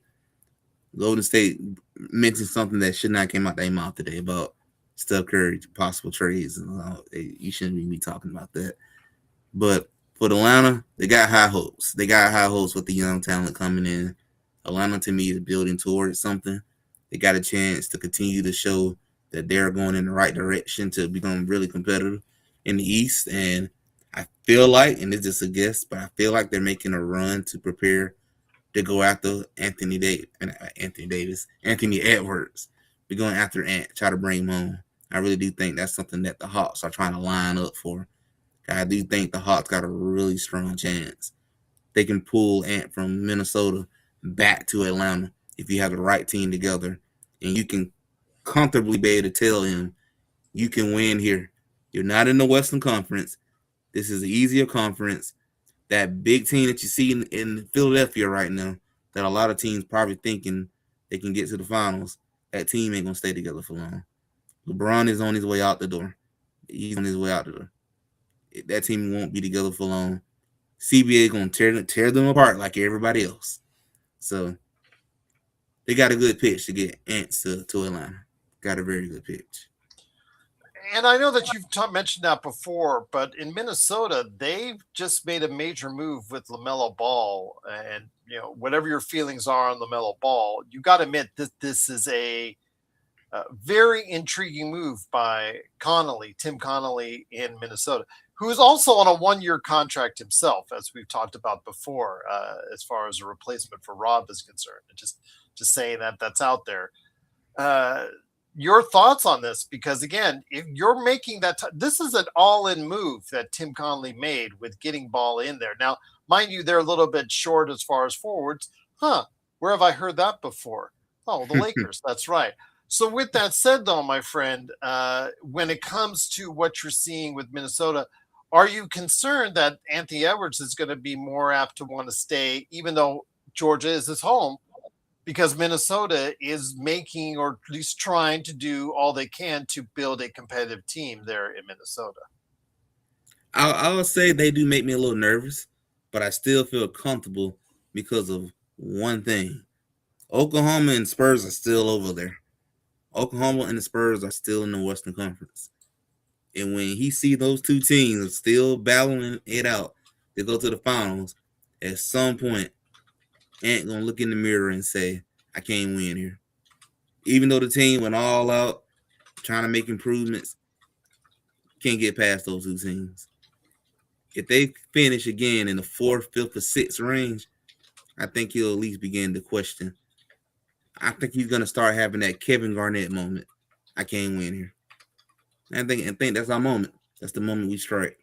Once you realize I can't win in Minnesota. Yes, JY. I understand it gives everybody an uneasy feeling because they have no track record together as a ownership group. It's not like you can go based off of like Mark Walter, who is busy collecting World Series rings, as far as it's concerned. So you know what he brought to the table when he bought the Dodgers, which made Joe and huge Dodgers fans extremely happy. So now we go into an unknown, which, as Legend said, it's very concerning because you don't know what these owners are going to do. Even with Tom Dundon in Portland, at least he has a track record of owning a sports team in Carolina, so you could go on based off that.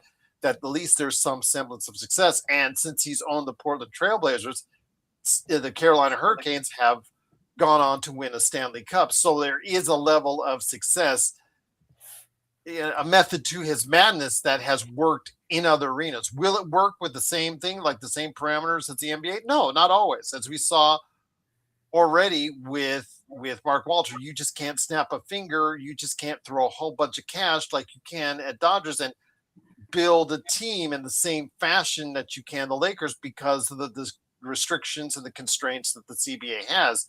So you have to find your way through utilizing smart moves, don't overpay, and make sure you draft and build your team and develop your young guys well. So we'll see if that happens for the Los Angeles Lakers under this new regime. But yes, there is now a sense, and that's the thing among Lakers fans, Legend, that I feel the most.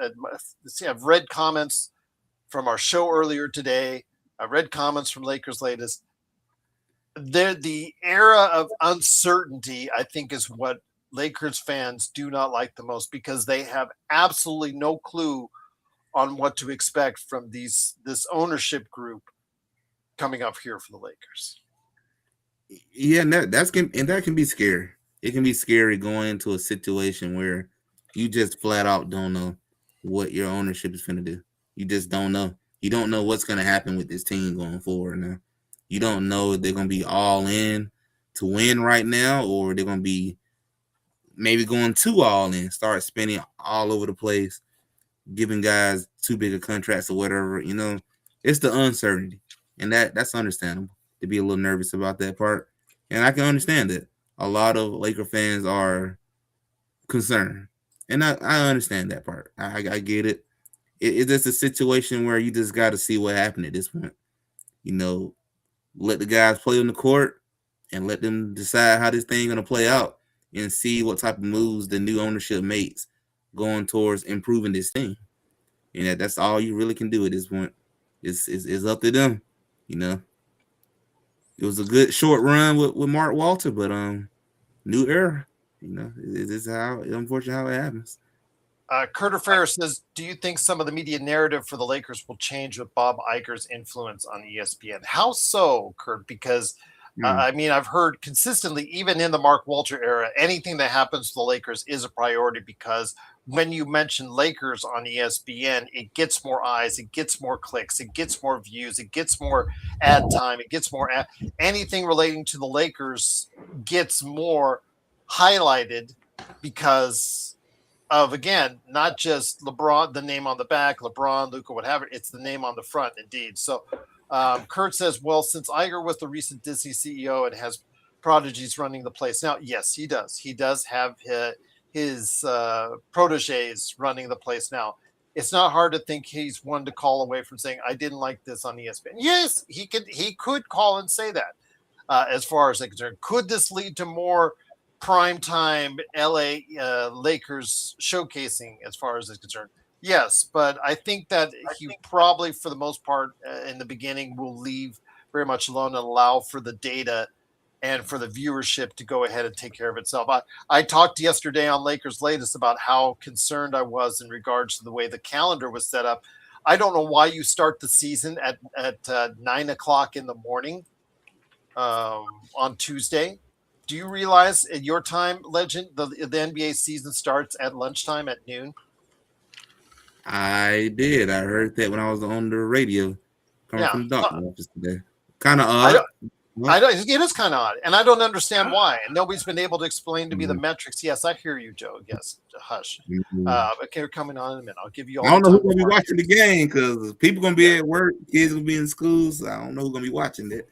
I guess Yes, people who yes. have a job and that, but, you know. So with that said, again, Kurt, I think initially he will have his hands off or not call his buddies at ESPN to try and influence them. Because again, he of all people should know how much ESPN prioritizes the Lakers. And if they're doing well, remember on the fly, the league will switch out teams during the course of the season as far as national TV. So a team that is doing bad will get less national TV coverage. A team that's doing really good, especially if they're a highlighted team, will get more national TV coverage as the season goes on. But it'll be interesting to see, like you said, with his proteges in charge at Disney to see how it looks going forward. But remember, ESPN's not the only one that's showing NBA games on TV anymore. There's Amazon, Peacock, NBC that they have to worry about as well. But here today to go ahead and talk about it. He looks a little bit more chipper than he did this morning when people were actually worried and concerned about your mental health. It is a good man indeed. It is, of course, the guy behind Joe Soro Experiment. It is Joe Soro. Joe, good to have you here. You've had, I want to say 14 hours, 15 hours to think about it and chew about it.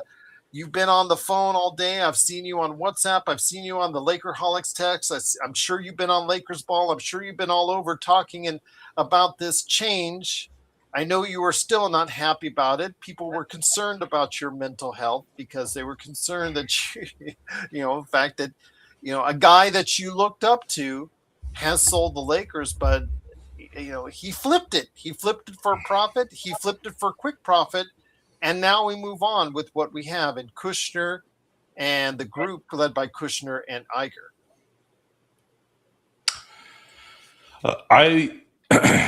There's too much speculation without knowing information, but you can't help but try and put some things together and assume the reasons why someone would sell. The way this played out, it doesn't make any sense other than desperation. I don't see how that's. I have a hard time believing that Mark Walter bought this team a year ago, not even a year ago, and decided, oh yeah, well, I just bought it so I can flip it in 10 months. I have a hard time accepting that. I believe whatever trouble he's in, he needed to liquid rather quickly, and this was his option. And if the reports are correct that Kushner and Iger called him on Sunday and they closed this deal today or yesterday or whatever the hell it was, that sounds like they knew he was desperate and they pivoted really quickly when they couldn't get FIFA, when they were dealing with the Vegas expansion setup and didn't want to deal with Somebody it. told him. He said on the record, Joe, that somebody told him that they might be for sale. The Lakers, with the right price, might be for sale. It's going to be very hard for me not to go with the fact that he was desperate to get whatever this is, and it was contingent on him possibly not having to maybe go to jail. I don't know. I just don't see how that's not the case. Now, how that spills over to the Dodgers, that actually might have played into it. The fact that he did own the Dodgers, maybe the writing on the wall was, hey, listen, either you take care of this problem or you lose both. And he's like, I ain't losing the Dodgers. So I just got the Lakers. I could probably get a profit out of it, get some money out of it, solve my problem, and I can go back to doing what I need to do. I think the sad thing is, and I'm not going to put it towards in the same level of, let's say, Kobe Bryant during Colorado, but it's that naivete maybe on my part. Every now and then that sneaks in and thinks that there's certain guys that are cool, right? And I thought Mark Walter was cool. I really did. He showed every reason that he was. but it sounds like he's not. And it didn't necessarily start today. If you remember, and I think we mentioned this on the show even before this morning, the money that he got to get the Lakers was not from a source that I felt comfortable with. It was a group out of Abu Dhabi. And the way the oil guys in the Middle East have been throwing money around and having it be what it is, all these UFC fights that are sponsored over there, and the LIV with the golf and all that. And again, I remember this, and this is kind of separate from this topic, but it was a telltale sign of how different we are here in America versus the people that are over there. When they had one of the UFC events there, it looked like they were in a fridge. And I'm not talking about hockey. Hockey feels like you're in a fridge, but there's excitement there. So imagine a fridge that's quiet. That's what it looked like with all the guys with their egals and their robes, their linen and sandals, right? That is not an image I want to see at a sporting event, because the sporting events that used to have that look usually meant somebody's head was going to get cut off.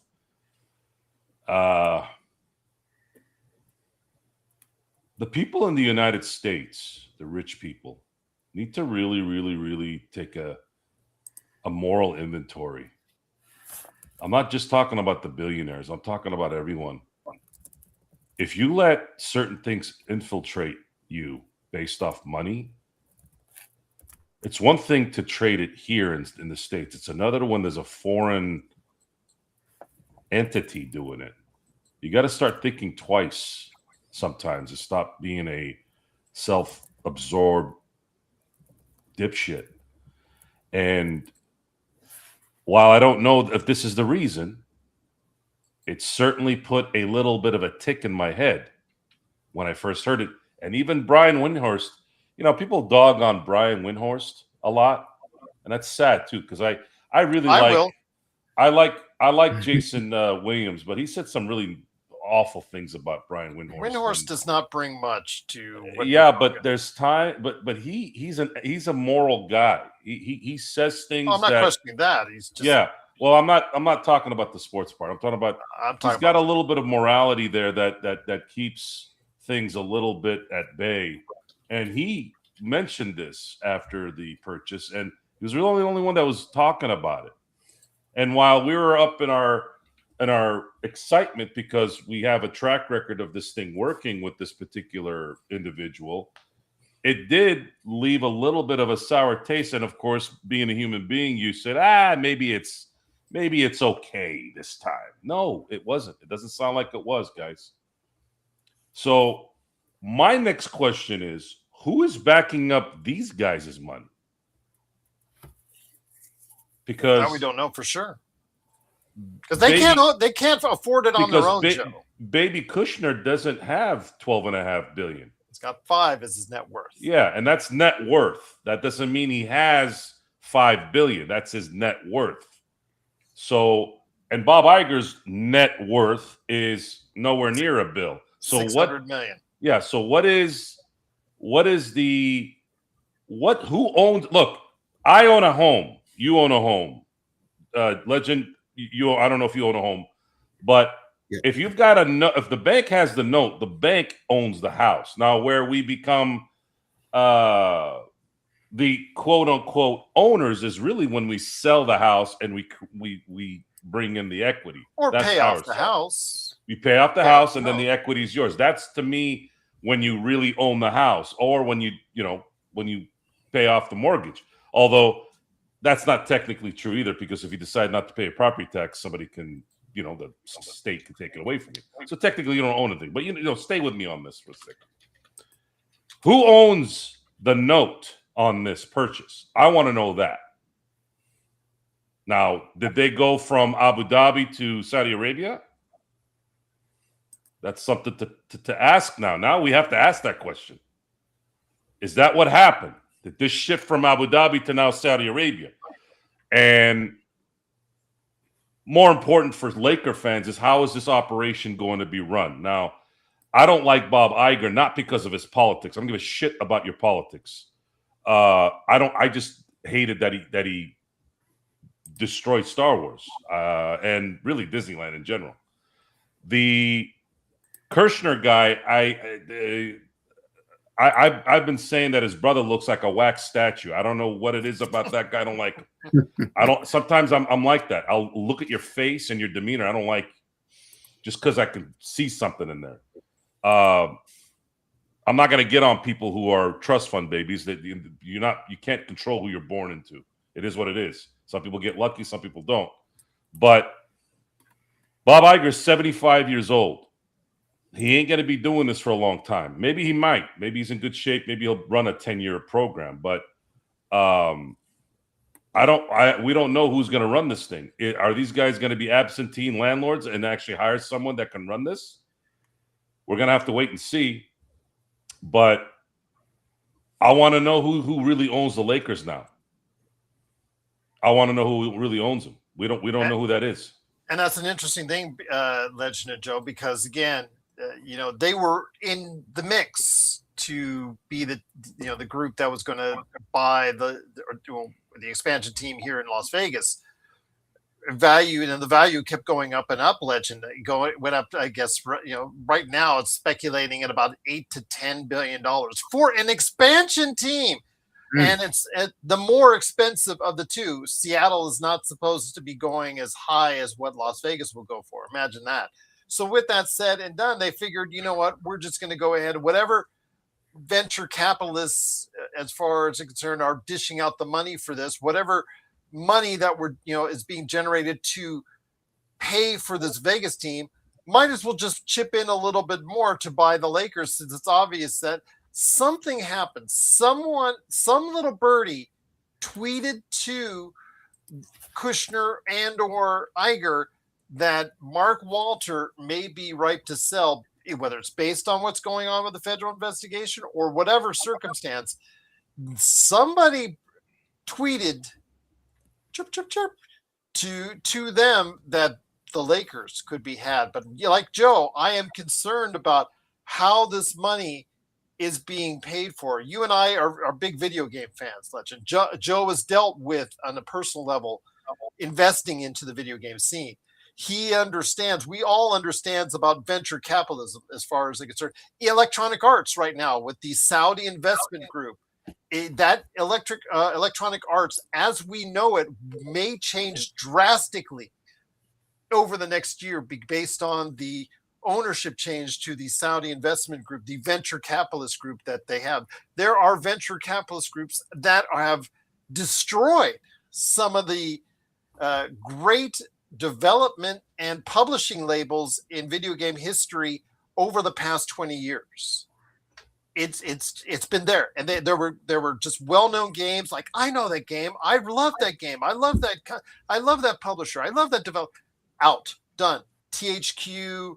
There's the list is Midway. There's a whole bunch of different companies that were bought up and spat out by a venture capitalist firm. And this is part of what Josh Kushner does. If you do research, this is his life, venture capitalism. So again, I bring it to you as far as the concern. They just found, again, like if they're going to invest this much into a Vegas team, they might as well just invest a little bit more with the Los Angeles Lakers. Yeah, you want to go with a franchise that's more established versus one that just can be starting off from scratch and don't got nothing established just yet. So, I mean, yeah, if you're going to spend the same amount of money to go buy the Lakers, you might as well just go buy the Lakers at that point. At least I know I'm going to get my profit back. I'm probably going to get my money back with this franchise versus if I go with Las Vegas, a franchise that has no history, no nothing, it's iffy if I'm going to get my money back or if I end up losing this deal and I don't make a profit or at least cut even, so it was better just to take the Lakers. That's a smarter decision because who knows, 2 years or a year from now, you might could sell them for $14 billion. I don't know. You just never know with the way things working. So it's just as a financial decision, it makes sense to just buy the Lakers. It's more of a proven capitalism situation versus a unforsure situation with the new expansion team. I'm using as an example, Johnny, of venture capitalism. That's an extreme example, mind you, but that's the other thing that I'm trying not to go out of topic here, but it sort of doesn't matter to the subject. The term venture capitalist, that might be what Josh Kushner is or was, but by purchasing the Lakers, he is now really private equity. And the word private, or the words private equity, have gotten a very, very bad reputation in the world because private equity continues to buy homes and pretty much price out the middle class in so many areas in the country and all these things. The difference between a venture capitalist and a private equity investor is venture capitalists typically will invest in early startups, before a business is really making revenue. Okay. Private equity usually purchases things that have already been generating things. So to give you an example, I'm getting a loan through the SBA. I'm in the process of getting that. And I am a mature business. I've been in existence. So it's easy to look at numbers and say, well, this guy's been around for X amount of years. This is his revenue. This is what he profits. This is what he pays himself. This is what his expenses are.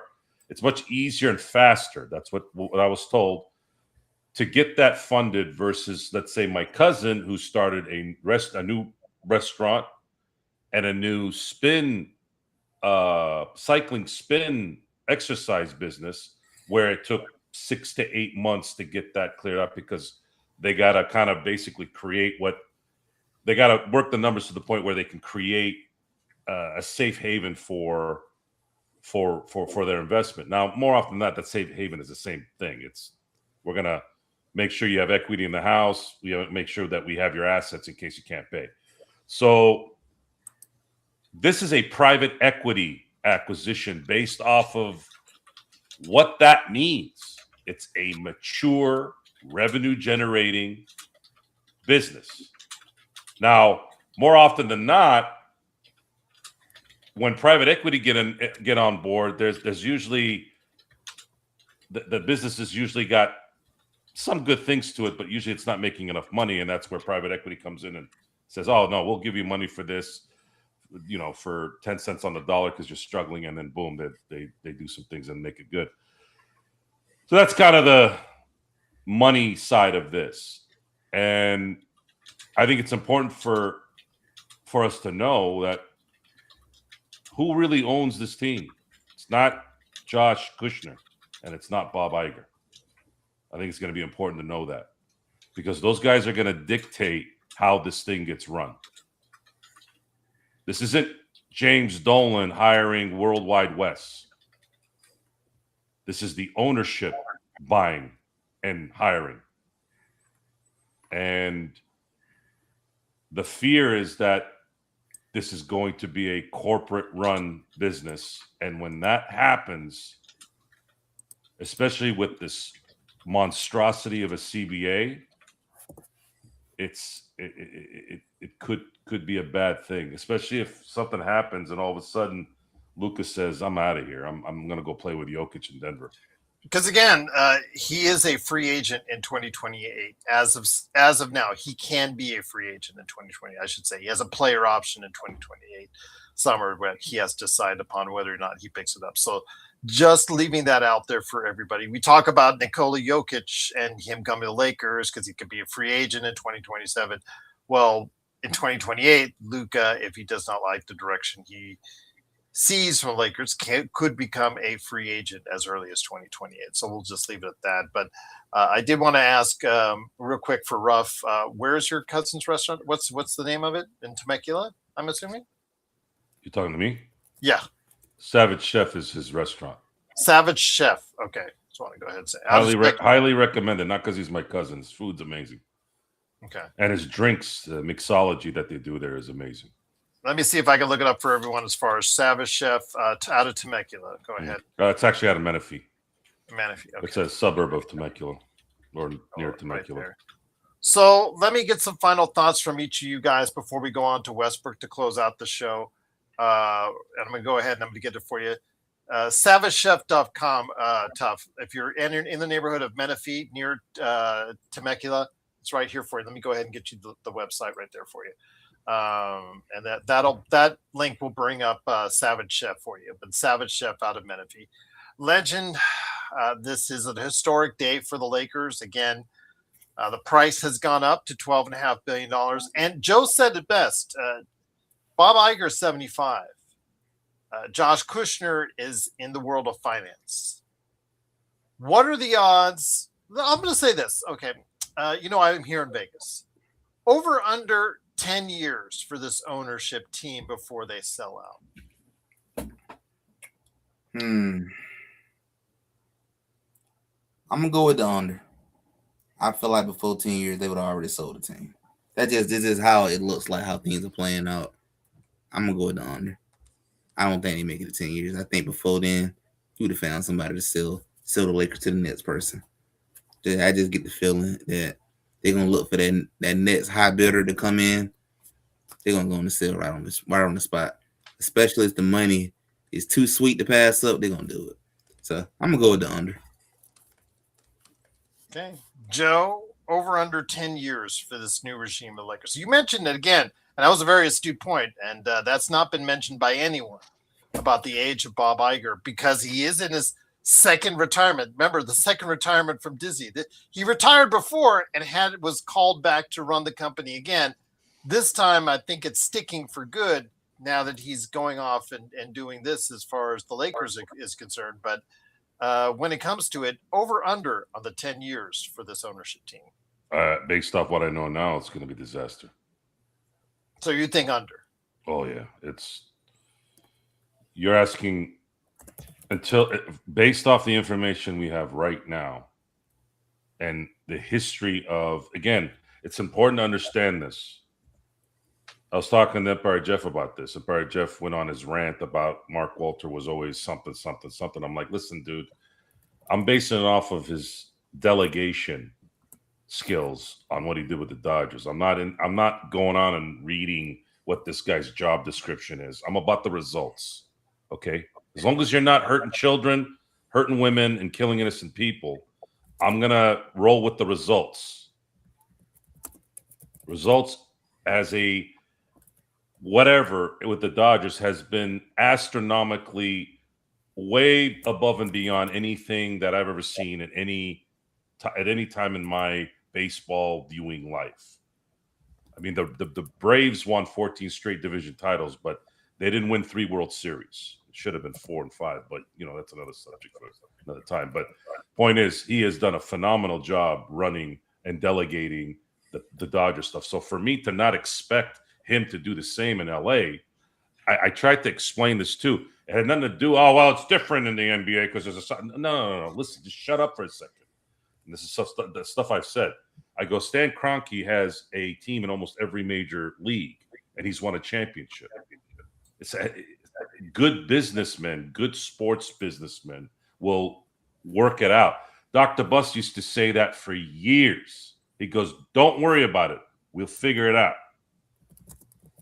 I remember hearing that years ago. Oh, Joel, Dr. Buss, there's a cap, there's this, there's that. Don't worry, we'll find a way. And he always did. That's why he's the greatest owner I've ever seen. So anyways, until something comes up that will warrant a change in thought,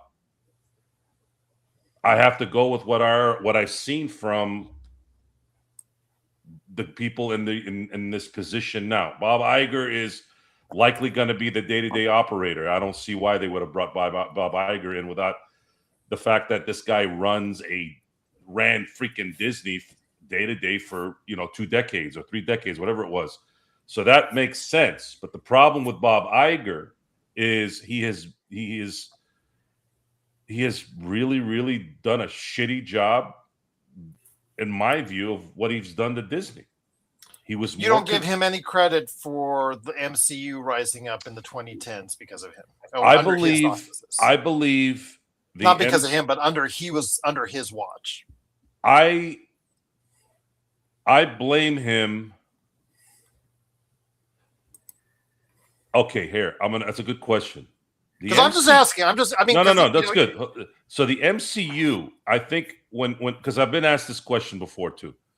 The thing with the MCU, the thing with Marvel is when it comes to art, which is what movies and music are, I think sometimes timing and a little bit of, let's say, he knew what he was doing together did work.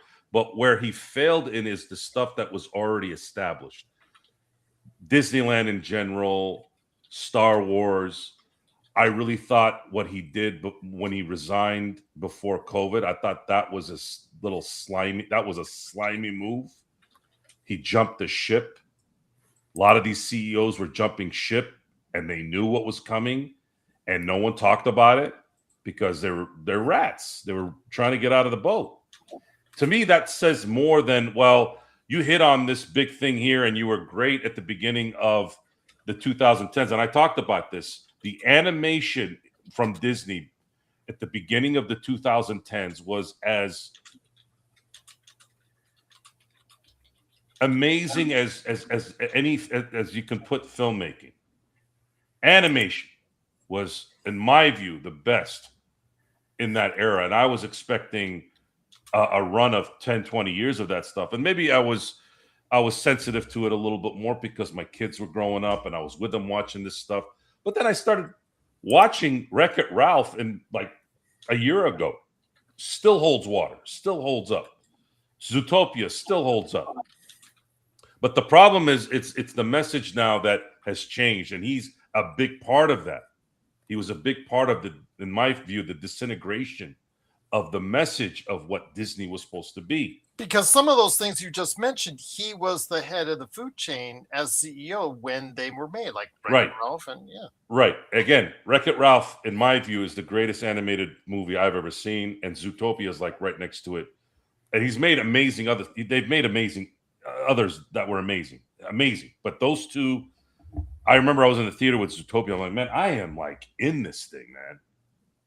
There's kids everywhere. They're laughing. They're having a great time, which probably played a part because I love kids when they're laughing. It makes me happy, right?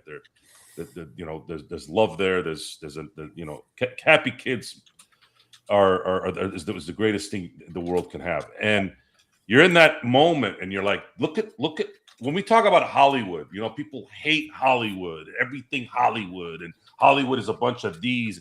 I'm like, but there was a great part of it where it created magic, and it created a lot of magic for me to the point where it's part of my life every day, every single day. Hollywood is in my vernacular. I'm quoting movies. I'm laughing at TV shows and all this. And I think that's probably why my disdain for what's happened in that industry is always at an all-time high, because you started focusing on trying to make everything fair versus trying to make great things. And now you come to the Lakers. Now this is a little bit more personal. This is the Lakers. I love the Lakers more than anything, other than my Steelers and the Dodgers. They're all kind of like my kids. So I'm hoping he doesn't bring that garbage here. But in a weird way, it's already been brought here. Bronny James is on the team. So the Lakers have already set the stage of bringing on non-talent for the story. It's almost fake. 2 hours, legend. Please note, almost 2 hours before we got to a Bronny reference. Well, it makes sense, doesn't it? Why would you bring in a player that doesn't belong in the league, especially when you're lacking talent already? So it's just it's a constant compounding issue after issue after issue. Once you get confident in somebody, all of a sudden you find out they're a crook. Once you're like, oh, this person's straight, they're caught in some bullshit. I'm not judging these people on who they are. I'm talking about the team stuff. I'm focused on my team stuff. I don't really care what these guys do off that. Other than, again, as long as they're not hurting kids, women, and killing people that shouldn't be killed. My point is, I don't care about what LeBron does off of the court. I don't care what anybody does off the court, off the field. I'm here to watch the games, and and that's this new regime leaves a lot to be desired based off what I've seen and what we already know of one of them. If this Josh Kushner comes in and says, listen, I'm here to support the team, whatever, we're going to hire the best people, and they're going to be in charge of this while we watch them and monitor the situation, but we want this to be a championship team. Okay, good. Maybe we can look back on this a year from now and say, maybe we were wrong. Looks like these guys have a good head on their shoulders. But at this point, you can't help but not be cynical or jaded anymore. I can't.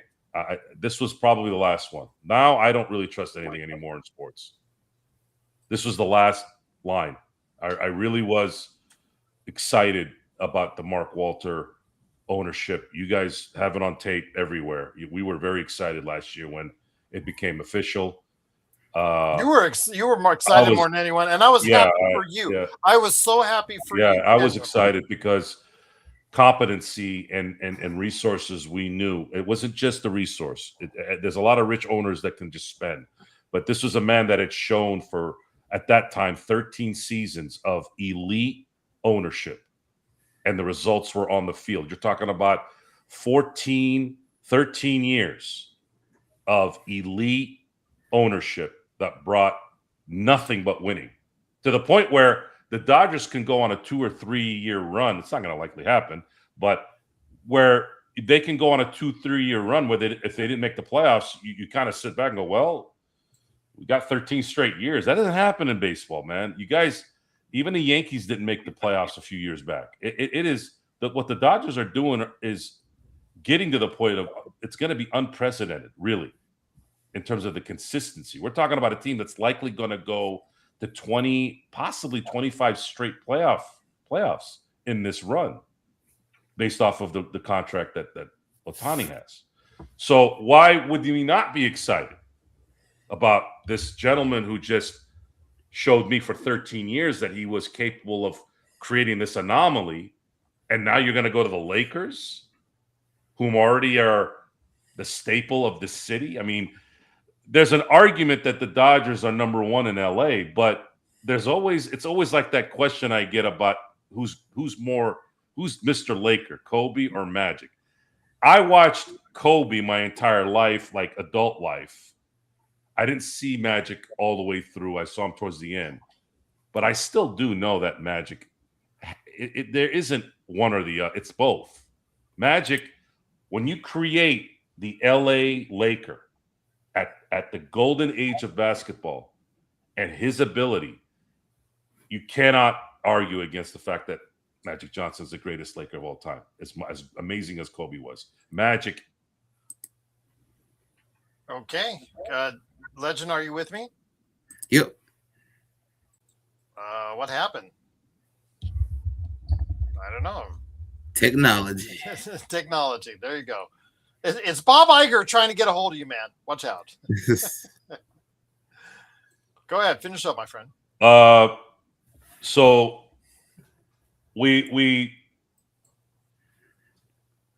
I was very excited about having the same owner of my favorite team in baseball be the owner of my favorite basketball team. I was elated. I couldn't wait. And for this to happen now, it just becomes one of those things where,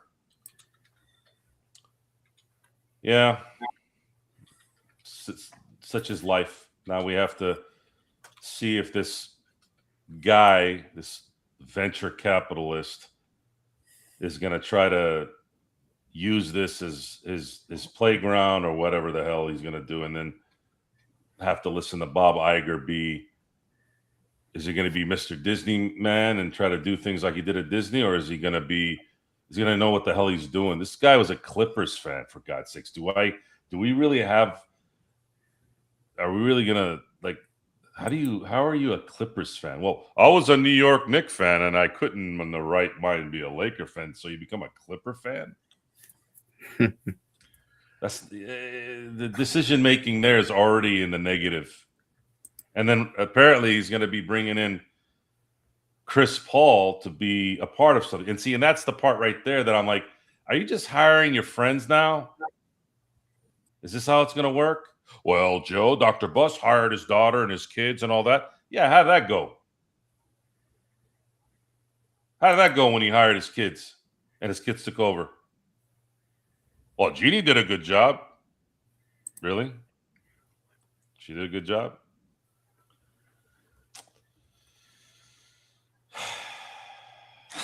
For however happy you were when the Lakers were sold to Mark Walter, you were just as sad this morning, and I felt like your heart broke. Well, happened earlier this morning. You look. Bob Iger is not a. Did you end up taking your at 75 years old? At 75 years old, yeah, I told her that. Well, it's her daughter. It's my marketing lady. It's her daughter. I said, just take that down. Right now, I'm not feeling the Disney thing, considering Bob Iger's the new Laker. You're talking about a 75-year-old man that's going to allegedly run your business. This is your option, and that's sad. That's sad. From what I've seen, it's a sad thing. He's a Clipper fan, but he's a New York fan, and now he's going to run the Lakers. And then word is already he's going to hire Chris Paul. Like, these guys are just buffoons, man. They're just trash. I hate everybody. I really do. I can't stand everybody. And I want to set the record straight. What do you say? What else can I say? Why would I be confident in any? It hasn't even been a day yet, and you're already hearing stupid shit. You're already hearing stupid shit. Why are you hiring Chris Paul? Hire somebody that knows what the fuck they're doing. Rob Pelinka doesn't know what the fuck he's doing. Jeannie don't know what the fuck he's doing. Kurt Rambis, he loves the Lakers. That's as good as it gets. That's it. Hire people that know what they're doing. Who's the other idiot that they hired? I don't even know who the hell. I can't even pronounce his name. Oh, the New Orleans analytics guy? Yeah. The New Orleans Pelicans. Really? You want me to be confident? Now, we weren't saying anything until now because I try to common sense this thing as much as I can. I was saying Mark Walter's probably just placating Jeannie, and that was kind of maybe part of the deal. Like, look, I'll say to the team, just can you keep Rob and let him run the thing a little bit longer so that we can see what he's made of? I that's the only logic I could think of. And Mark's like, all right, we'll do that. And supposedly the deal's going to be held, but there's, we'll see how it goes. Again, it was not 100%. And then I got to read Luka put out a post that was as real as Burt Reynolds' rug. And rest in peace, Burt Reynolds. The reason why I brought him up is I saw something funny today. I read it on the air. It was pretty generic. Yeah. Yes, and that's why I tell everybody don't. And Magic had one that was even worse, by the way. I didn't even read it all the way through. I'm friends with Bob Iger. Magic, you want to brag about that? Like, seriously, you want your friends with Bob Iger? Come on. Anyways, the instincts are so. If I preach about anything in my daily life, is follow your instincts. If you have a shred of intelligence in your brain, Go with your instincts. Now, if you're a dumbass and you have so many vices that you can't stop drinking or, being with skanks that are screwing you over, that's a whole different story. But I usually talk to people that actually have half a brain, at least a half a brain. And that's always what I preach. Go with your instincts. It doesn't matter in the end. Go with your instincts. And at this point, we haven't been a day in, and we're already hearing stupid shit. We're hearing stupid shit from current players, former players, and then we hear about how the guy that's going to be running this thing was a Knicks fan who decided that he wanted to be a Clippers fan. All that money and all that fucking brains so that he can be a Clippers fan because I can't be a Laker fan. Who says you got to be a Laker fan or a Clippers fan? You're a Knicks fan. Be a Knicks fan who lives in L.A.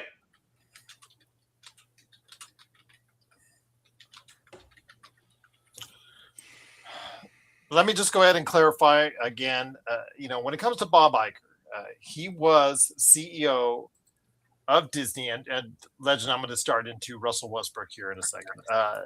2005 to 2020 and 2022 to 26 is when they brought him back. So earlier this year, he retired officially as CEO for the second time of Disney. But in his auspices, yes, they did buy Marvel and Star Wars during his tenure. You see the rise of Pixar after the purchase of Pixar. They did see the rise of Pixar under his auspices. And again, Marvel at its peak from 2010 to 2019, 2010 to 2019. Sorry, JSJ, that is the peak of Marvel when they came out, not just with Infinity War and Endgame, but with multiple huge movies, 700-800 million, 1 billion.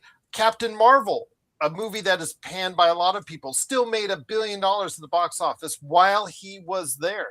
And again, several movies like that under his auspices. Now, Marvel started to fade after Endgame, and during his second tenure has not fared well at all. And Star Wars, as Joe said, he loved The Force Awakens, $2 billion movie. And from there, it started to get less with each success of Last Jedi, The Last Skywalker, which was absolutely horrendous. I mean, even though they're $1 billion movies, it started to get less and less. And we saw failures from there with Solo and, moving on to now what we saw this year with Mandalorian Grogu. Those were all okayed by Bob Iger under his tenure. So again, highs and lows. When you're in that position that long, you're going to have your highs and lows. And I'm not giving an excuse. I'm just telling you objectively that it is. But don't say that because Spider-Man Brand New Day is making money now. And by the way, that's a Sony property, that movie. Yes, Marvel is working with Sony on that. But remember, Sony owns the rights to Spider-Man on film. And we'll see if Endgame can even come close to Spider-Man Brand New Day's number. I'm not convinced that's going to happen, but we'll have to wait and see. I'm definitely convinced. I really, the fact that they're still not moving it up, they're still coming out the same week as Dune 3, I think is absolutely stupid. Why it's not coming out in the first week of May in 2027 is beyond me. But they want to bring it on Christmas, then fine. Let them do so because I'll watch it. But again, I just don't think they don't get it. They don't have any IMAX screens coming out that weekend. It's all Dune 3. Again, I don't know. I'm gonna tell you why everything went to shit after. But I just want to say, during his tenure, Joe, he had some extreme highs and extreme lows. He was extremely successful at Disney, but the latter part of his career, he allowed the checklist mafia to dictate his material. Oh, and JSJ, you're right. He does have his failures as well. There's no excusing it either which way. I cannot tell you how much, and that plays a big part on why my disdain for film and TV has lessened. It's lessened because it's constant. It's always hovering, and I'm not going to support it. And if I start seeing that with the Lakers, I'm out. Because if I don't get out, then I'm supporting it. Now, we're all indirectly supporting something that's probably bad. every time we pay taxes, they're using that money to go do something that sometimes the government goes and does stuff that they're not supposed to do. So we're all implicated on that indirectly, but directly we have a little bit more control. Now, we'll never have full control, especially me. Like, I have family that loves Disneyland. I have everyone in my damn family loves Disneyland. I fucking hate Disneyland, except for the little thing, the Star Wars thing. That's it. I just thought that was cool. And then the one, what was it? The one where you're flying in the safari, Soarin'. That was the other one I really liked. Oh yeah, my wife loves that one. But the problem is, it's like 4 seconds long. I'm like, could you have added another 5 minutes? So it's like country music. Okay, I can't stand country music, but once in a great while you'll hear something and it's like, that might not be too bad. You can't hate everything. There's always exceptions to the rule. But overall, I have a disdain for the checklist life that we live now. I cannot fucking stand it. It bothers me. It takes me out of discussions, viewing, and all that. And Bob Iger was a big proponent of that happening. He didn't stick to his guns and his talent and say, look, we're going to get the best talented people. We're going to put them in this movie. And Star Wars suffered from that. Oh, yeah, no question on where Star Wars went. I'm not going to argue with you on that one. Yeah, absolutely. By not marginalizing some of the greatest iconic characters because you wanted to show something else. And Kathleen Kennedy got blamed for a lot of stuff, and of course, she has a lot of blame too. There's a line in The Sopranos where not everybody's made to be number one. Some were made to be number two. Kathleen Kennedy should have never been a one. She should have always been a number two. But the issue here is there's a lifestyle that's kind of festering here where everybody needs to have an opportunity. Fuck you and your opportunity. Are you good enough? I'm not saying Are you good enough to play for the Lakers? And we already got a taste even before Iger came here. And this, whatever this guy is, we already got it with Bronny James. And that's where my disdain is. Why are you employing people that have no business here? And is it only going to be magnified more now? Okay.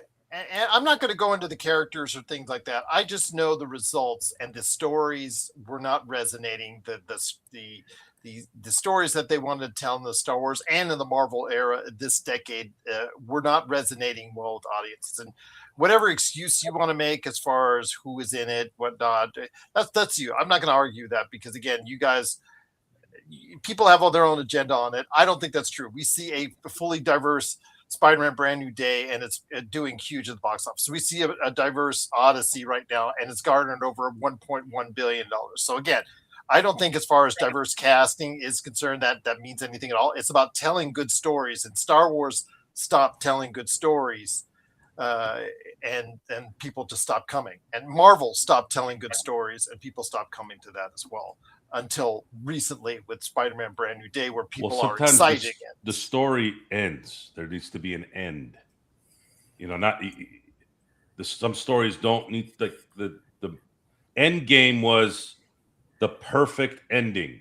Oh, I know, but you know they're not going to walk away from that money, Joe. That's the problem. And this is a discussion I've had on this show a lot. If you're going to base everything on money, you're going to get shit quality, even if it makes money. Okay? I'm just saying, at what point in sports, this is sports now. We're not selling movies.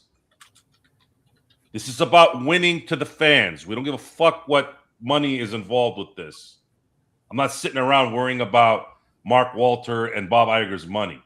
I am spending 3 goddamn hours a day, 82 games a year, plus playoffs, plus preseason, plus training camp, plus summer league, so that my team that I've spent all this time to win, and I'm spending my time, I'm spending money on the TV for them to win. I don't give a fuck what the hell money they make. And that's the point. Are these guys going to be about making money, or are they going to be about winning? Or feeding the trough? That's the question you want to ask yourself. Is that what they're going to do? Because the Lakers have been about winning. The Dodgers have been about winning. The Steelers have been about winning. It's not the Cincinnati Bengals or that monstrosity in Chicago. By the way, they're going to be moving to Indiana. I can't wait to see what happens with that. You're going to allow probably the second most iconic football team in the greatest sport in American history to play in another state because of incompetence. Chicago, how much bigger do you want to get than Chicago? Chicago's a great city, by the way. If it wasn't for the wind, it'd be perfect. Now you're telling me that these guys are going to have to move to Indiana? Are they going to call themselves the Chicago Bears in fucking Indiana? It's shit like this that I have to talk about all the time because, it's about money and money and money. Like, okay, you have $400 billion. How much more do we need to hear about money? How much more? How much more? You fucking killed Iron Man's dead. This isn't a horror movie. If it was a horror movie, that makes sense. It's a horror movie. I wish they would have kept it a surprise. Horror movies cost Dr. Doom. I wish it would have been a surprise. Horror movies are like porn. People are not watching horror movies for the story. They want to see people get the shit killed out of them. You don't need to spend money on a story. You don't need to spend money on big actors. Maybe what I did like the last 20 years is genius move, by the way, is they'd hire like a Ethan Hawke to be in the horror movie. They'll pay him a shitload of money to be in it for 3 days, and that gets them like an extra $10 million. That's genius, by the way. Horror movies are great because they're cheap. You can get anybody in them. Mm-hmm. And if you get good kills in there, you're going to make a shitload of money. Obsession and Backrooms will tell you just exactly that. So the Lakers are, like I said, in the sports world, they're like my kid. I love the Lakers. The disdain, the aggressiveness, the sadness, the anger comes from the fact that I have been spoiled. Even in the 90s, when we knew the Lakers were not good enough to win, we were still and I like to bring this up a lot because those chicken shit Bulls fans, the second Jordan retired, they were gone. You didn't see those guys anymore. Laker fans stayed when Magic left, and they were more invested. They were watching Van Exel and Terry Teagle and Sid 3 and Vlade Divac and Eldon Campbell and Pig Miller and Sam Bowie walking with one leg, and we were still cheering and still watching, and they were still competing and making it hard for the San Antonio Spurs and making it hard and beating the Supersonics in their prime with Gary Payton and Sean Kemp and beating them.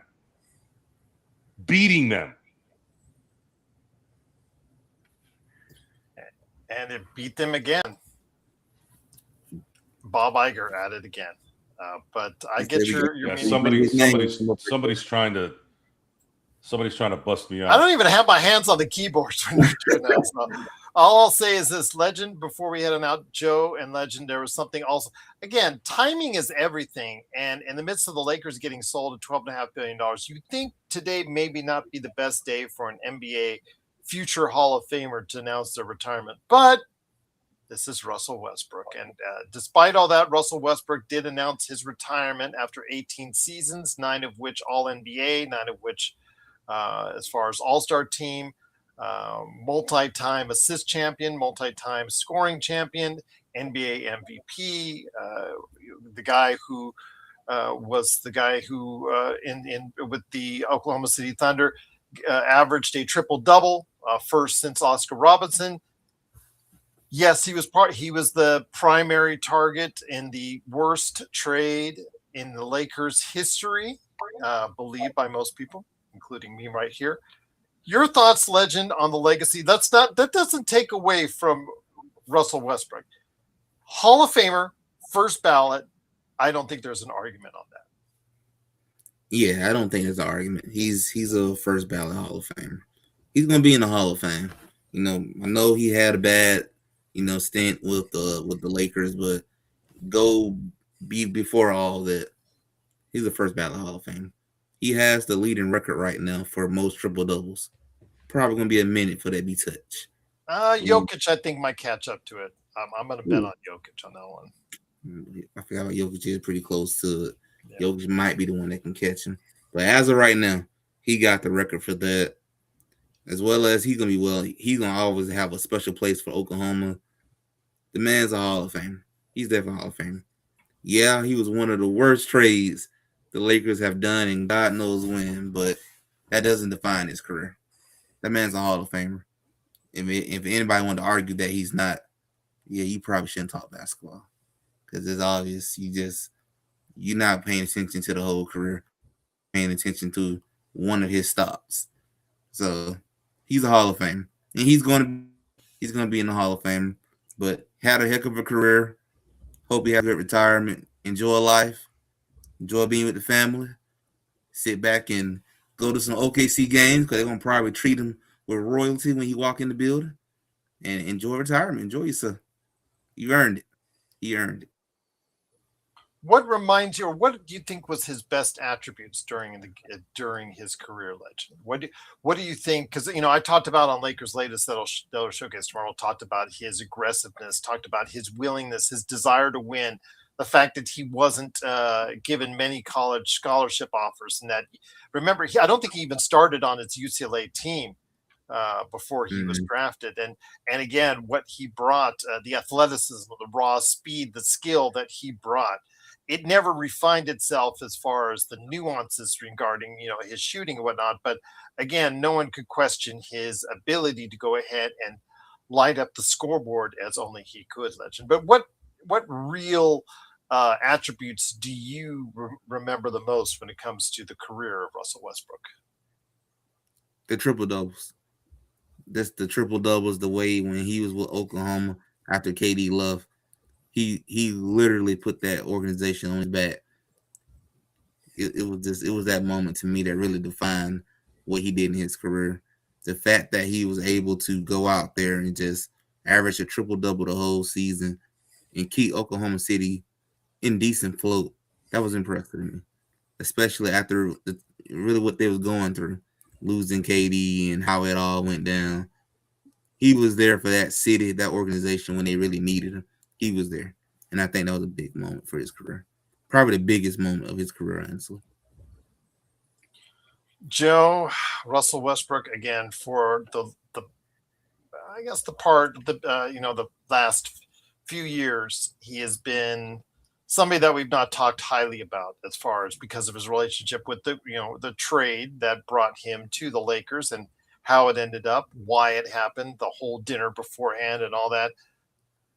But that should not define his legacy as a player because, again, the stats speak for itself. 9 times an All-NBA team player, 9 times an All-Star, again, a multi-time assist and scoring champion, MVP. That's what he leaves behind in a Hall of Fame career. Yeah, and I've heard he did a lot of good things to the community. So yes, he did. Praise to him on that. And other than weird dresses that he would wear, I really don't have a problem with him. Okay. I just find it poetic. I find it poetic that he chose today to retire because Russell Westbrook and team ownership have been the bane of the Laker fans' existence the last few years. Just high school drama stuff. There's no stability. There has not been any stability in those two areas in so long, and we thought we were getting out of it, especially with LeBron and the circus that he usually has. That was gone. I know Jeannie was still there. I know Rob was still there. That was never going to go, but we were hoping that the beginnings of that would be that it eventually would go there. But I don't know. I don't know where this is going to go. I really don't. With the current setup, also, it doesn't help either. Lakers can only do so much based off the current structure of the NBA. I have to cling on to the hope that there's a 1% chance that Jokic doesn't sign his extension next year and goes to the Lakers. If he doesn't do that, who are they going to get? And not extension, I should say. We keep calling extension. Basically, he becomes a free agent and is able to sign a $359, almost $360 million contract with the Denver Nuggets. He can opt. So let's say he doesn't sign the extension. It's a completion of one contract. Yeah, he can opt out and be an unrestricted free agent to test. Well, no, he doesn't opt out. It's just the end of his contract. Well, too. Yeah. Okay. So, are you sure about that? Yeah. It's not. I don't think it's a player option. I'll look it up. I think it is. I think it is. But okay. Anyways, this is. I think you may be right. Let's look. Yeah. If Laker fans don't accept that this team. Yeah, it is a player option. You're right. If this team doesn't, if Laker fans don't understand the system, it's going to be very hard for you to understand that. If the Lakers don't get lucky and get a star to come play with Luka in the next year, that this is going to be a while before they are able to develop and play according to what the current structure is. And there's going to be a lot of blame towards management, even if they're doing things right. So... Yeah, we're not going to know. Now the Lakers have been known to make miracles. We got one 18 months ago when Luka got traded here. So there's always that hope that it could have. History says it will. So we can be positive about that. But I'm just kind of still bummed the fact that Mark Walter is in the hot water that he's in, and someone who I thought had a little bit more headiness in whatever he was doing, and it looks like he's just like everybody else. Once again, it is the Lakers Fast Break. It is a snack pack as we close it out right here. Thanks so much again for watching and listening. Please make sure you like and subscribe. If you're listening to us, that 5-star review really helps out as far as it's concerned. Get us back over the 4-star line. How about that? If you get out there, give like 2 or 3 5-star reviews out there, that gets us back over the 4-star line. And any of those star reviews that are pissed off at Joe or I, it get counterbalanced by those 5-star reviews indeed. But before we head on out, Legend, I know you've got some stuff coming up. Again, I hope you feel better, my friend, and continue to progress. Know that you're taking the day off tomorrow, so I'm glad that you had a chance to go ahead and join us. But what you got cooking coming up at I Got Next Sports Media before we head on out? Looking at doing a live stream this weekend as my way of starting to get back into the motion now that getting close to the season to get ready to come back in another month or two. So I'm probably going to get ready to start doing my live streams again, kind of come off my little vacation period, talk a little bit about the NBA schedule that released, and talk about some of the WNBA controversy that keep happening in the WNBA right now. And then get ready to talk about some NFL and college football. Get ready for Gerald's favorite season to return, bowl season. Let me ask you this though: did you like the calendar, the way the schedule, those nationally televised dates for the first week of the season and Christmas? Do you like how those games were laid out, or do you have a question on it? I feel like it could have been laid out a little differently, but I mean, I ain't gonna say it's too much wrong with it. I just like it could have been laid out a little differently, and I can really see that the NFL is really trying to battle with the NBA on Christmas Day now, looking at how all the games are kind of happening about at the same time, almost making you kind of got to pick which one you want to watch.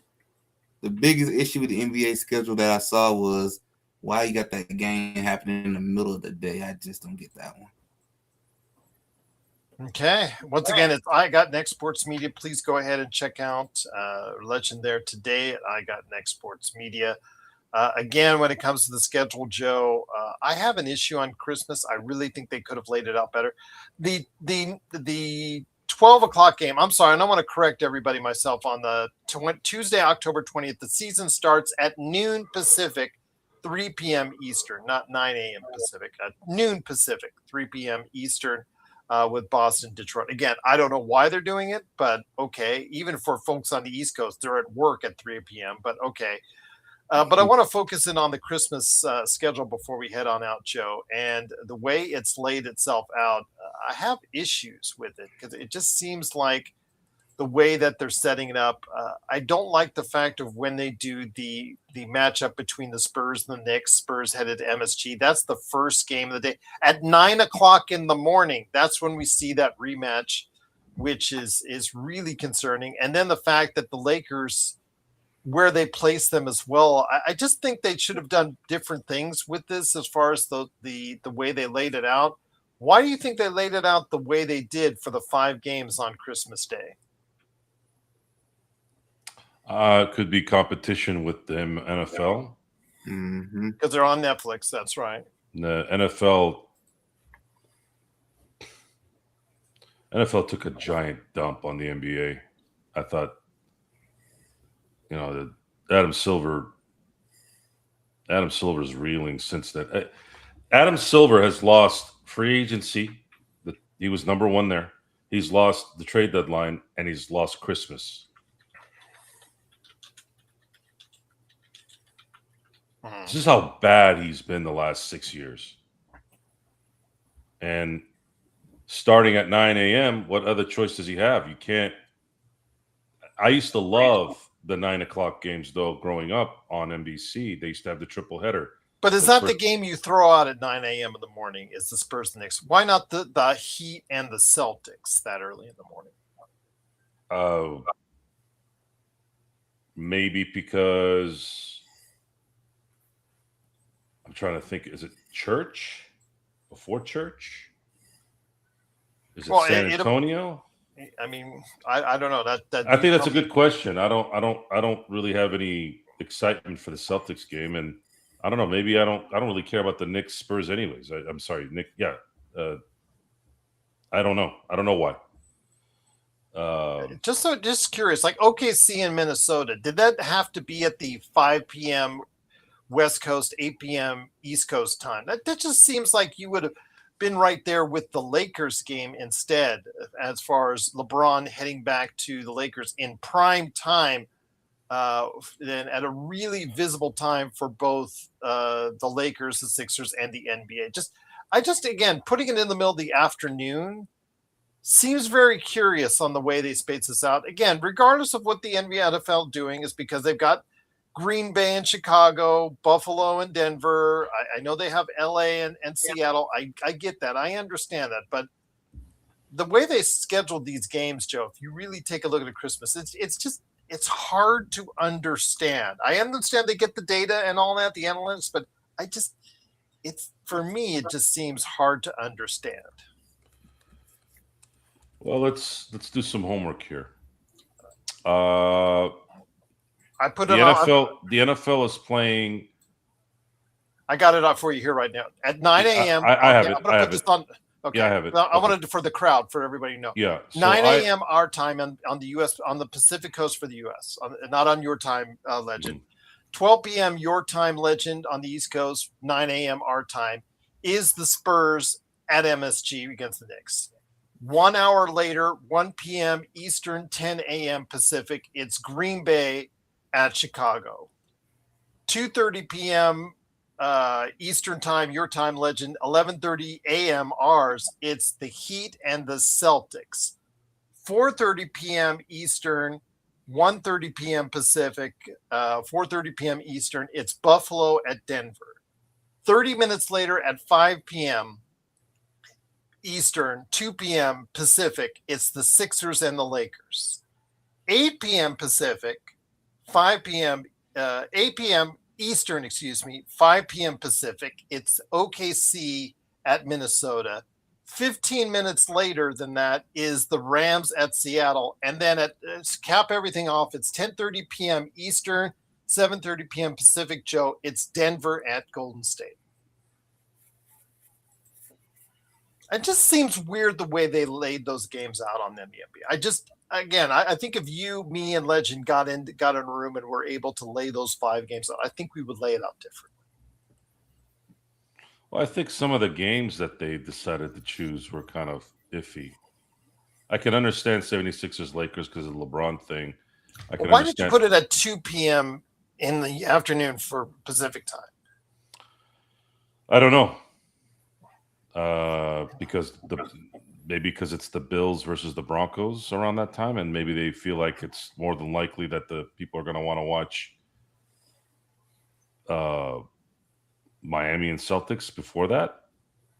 I don't think so. That would have been my opener, and then I would have followed up with OKC. None of it makes sense. None of it makes sense. I looked at it today.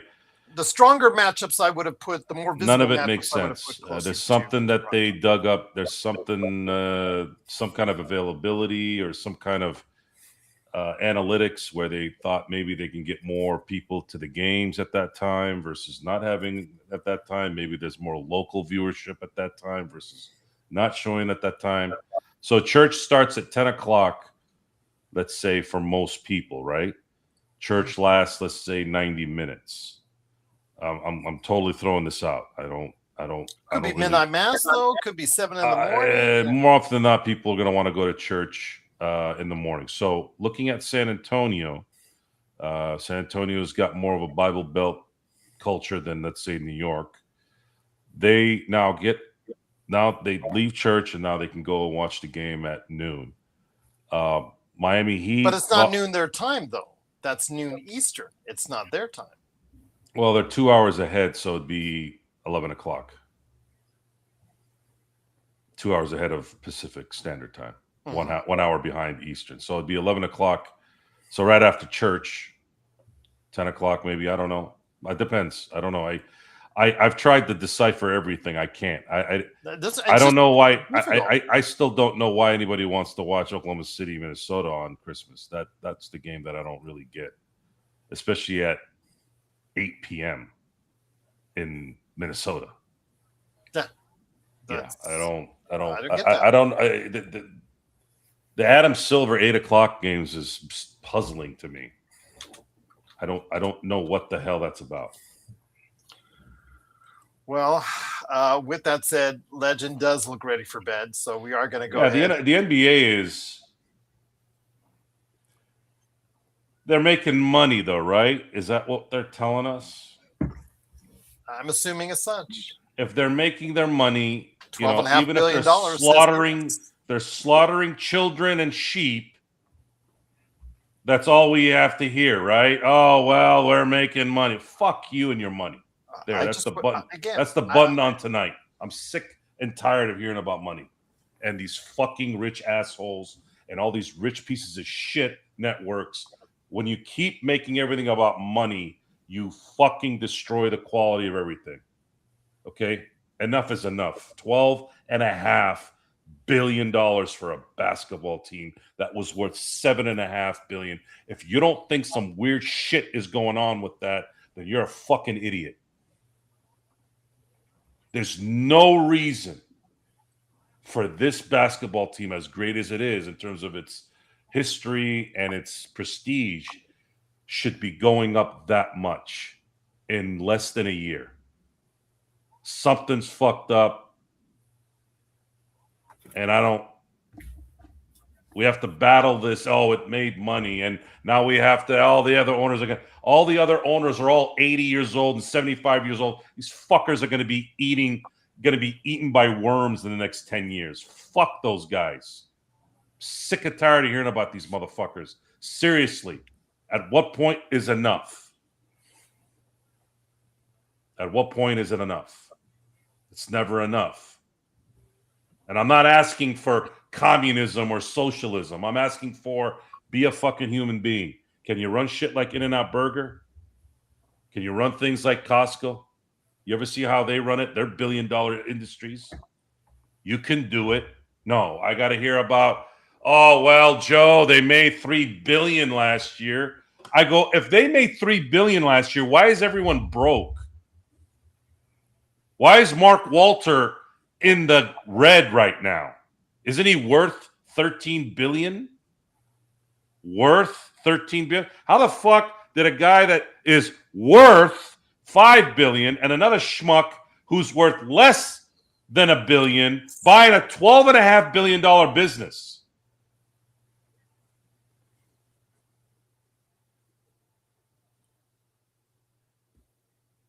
So what do they say?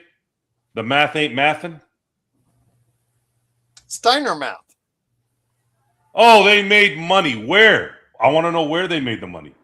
I know how rich people make money. I know how they do it. They actually don't make money. They borrow against their money. And that's fine. I get that. But at what point does it reach a limit to where you're buying things that you cannot afford? See, that's the part. Because I got to bust my ass and I got to make sure my house has enough money so that I can have it backed up. If I don't have money in my house, I don't get shit back. I got to earn it. I didn't take the PPP loan when it was my right as a small business. I could have done that. But you know why I didn't? Because I didn't need it. And then I want to mooch off people who did need it. But I'm the guy that has to hear, well, they made money. They didn't make, these motherfuckers don't make shit. They don't make shit. It's all on paper. They don't make anything. They borrow against everything. And when you allow that in a business like this, how is it not going to be corrupt? Paramount is leaving LA. All these studios have run out of money. Warner Brothers is $15,000 trillion in debt with their damn catalog, by the way. Some of the greatest freaking art and film ever created. And these assholes have trillions of dollars in debt. I'm exaggerating the trillions, but you know what I mean. So at what point? Oh, I know why they do it. Because the same assholes that these guys follow and want to support all this. And this is the other part I was hearing today. Well, this guy gives money to this particular political affiliation. I go, you keep putting money in these assholes' pockets, and they ain't all they're doing is taxing your ass, so that you have to go to Florida so you can save your money. You got to go to Texas to save your money. These assholes in California ran off In-N-Out Burger, for God's sakes. They're in Tennessee. At what point? These are the same assholes, by the way. Not Mark Walter. Well, maybe Mark Walter. The Bob Igers and these Kushner guys. These are the fuckers that pay for those campaigns, and they're the same fucking businesses that move their shit out of here. Oh, they made money. Where they made money? Why are they leaving then? Oh, I got to save taxes. Oh, didn't they vote these motherfuckers in so that they can get what they want? What the fuck is going on here? Like, none of it makes sense. So this entire thing today was a combination of all of that. The one billionaire that I thought might have had something good going, because he has had something good going with the LA Dodgers, this is what it's turned into. It's turned into everything that everyone hates. So you're telling me the math ain't mathin'? I keep hearing that these assholes are making money. From where? Where are they making money? Maybe Scott Steiner is their accountant. Well, Scott Steiner's got to go tell his boy that he needs to six K. Understand that this is not. He's going to the WWE. I mean, I don't think he was making the team anyways, but he's going to the WWE now. Oh, that's funny. Well, what a stretch! Scott Steiner's son gets busted for PEDs. What a stretch, man! Who would have thunk it, legend? Who would have thunk it? So, what do you think he was on? Peptides? Something. Something, that's for sure. These motherfuckers on online and this peptides. I mean, Steiner was again. gassed. I have was full of family members who are amateur bodybuilders, and I have a lot of friends who coach and do that business. I know a good amount of what goes on in that world. Steiner was so on the gas. You and I both know that. If you're George Carlin, God rest his soul, and he's probably not in heaven right now. He's probably more in hell, but I'd like to think he's in purgatory still. But anyways, euphemisms. He did a set about euphemisms, and when you call people out for their bullshit, their imaginary, oh well, no, this is fine. The FDA is not doing this, and the FDA is not doing that. This is making everybody feel great, and this is really helping your blood and all this. And then I look at them and I'm like, why is your head so big compared to your body? I saw you like a year ago. Why do you look like you have no muscle in your face? This is not me being like the Valentino and being critical of models and their dresses. This is not. I like all kinds of looks. I've told you this before. I'm an equal opportunity employer. I like skinny. I like some meat. I like blonde. I like black. I like brown. I like yellow. I like all. Hey, look good and look good. I love different styles of ice cream too.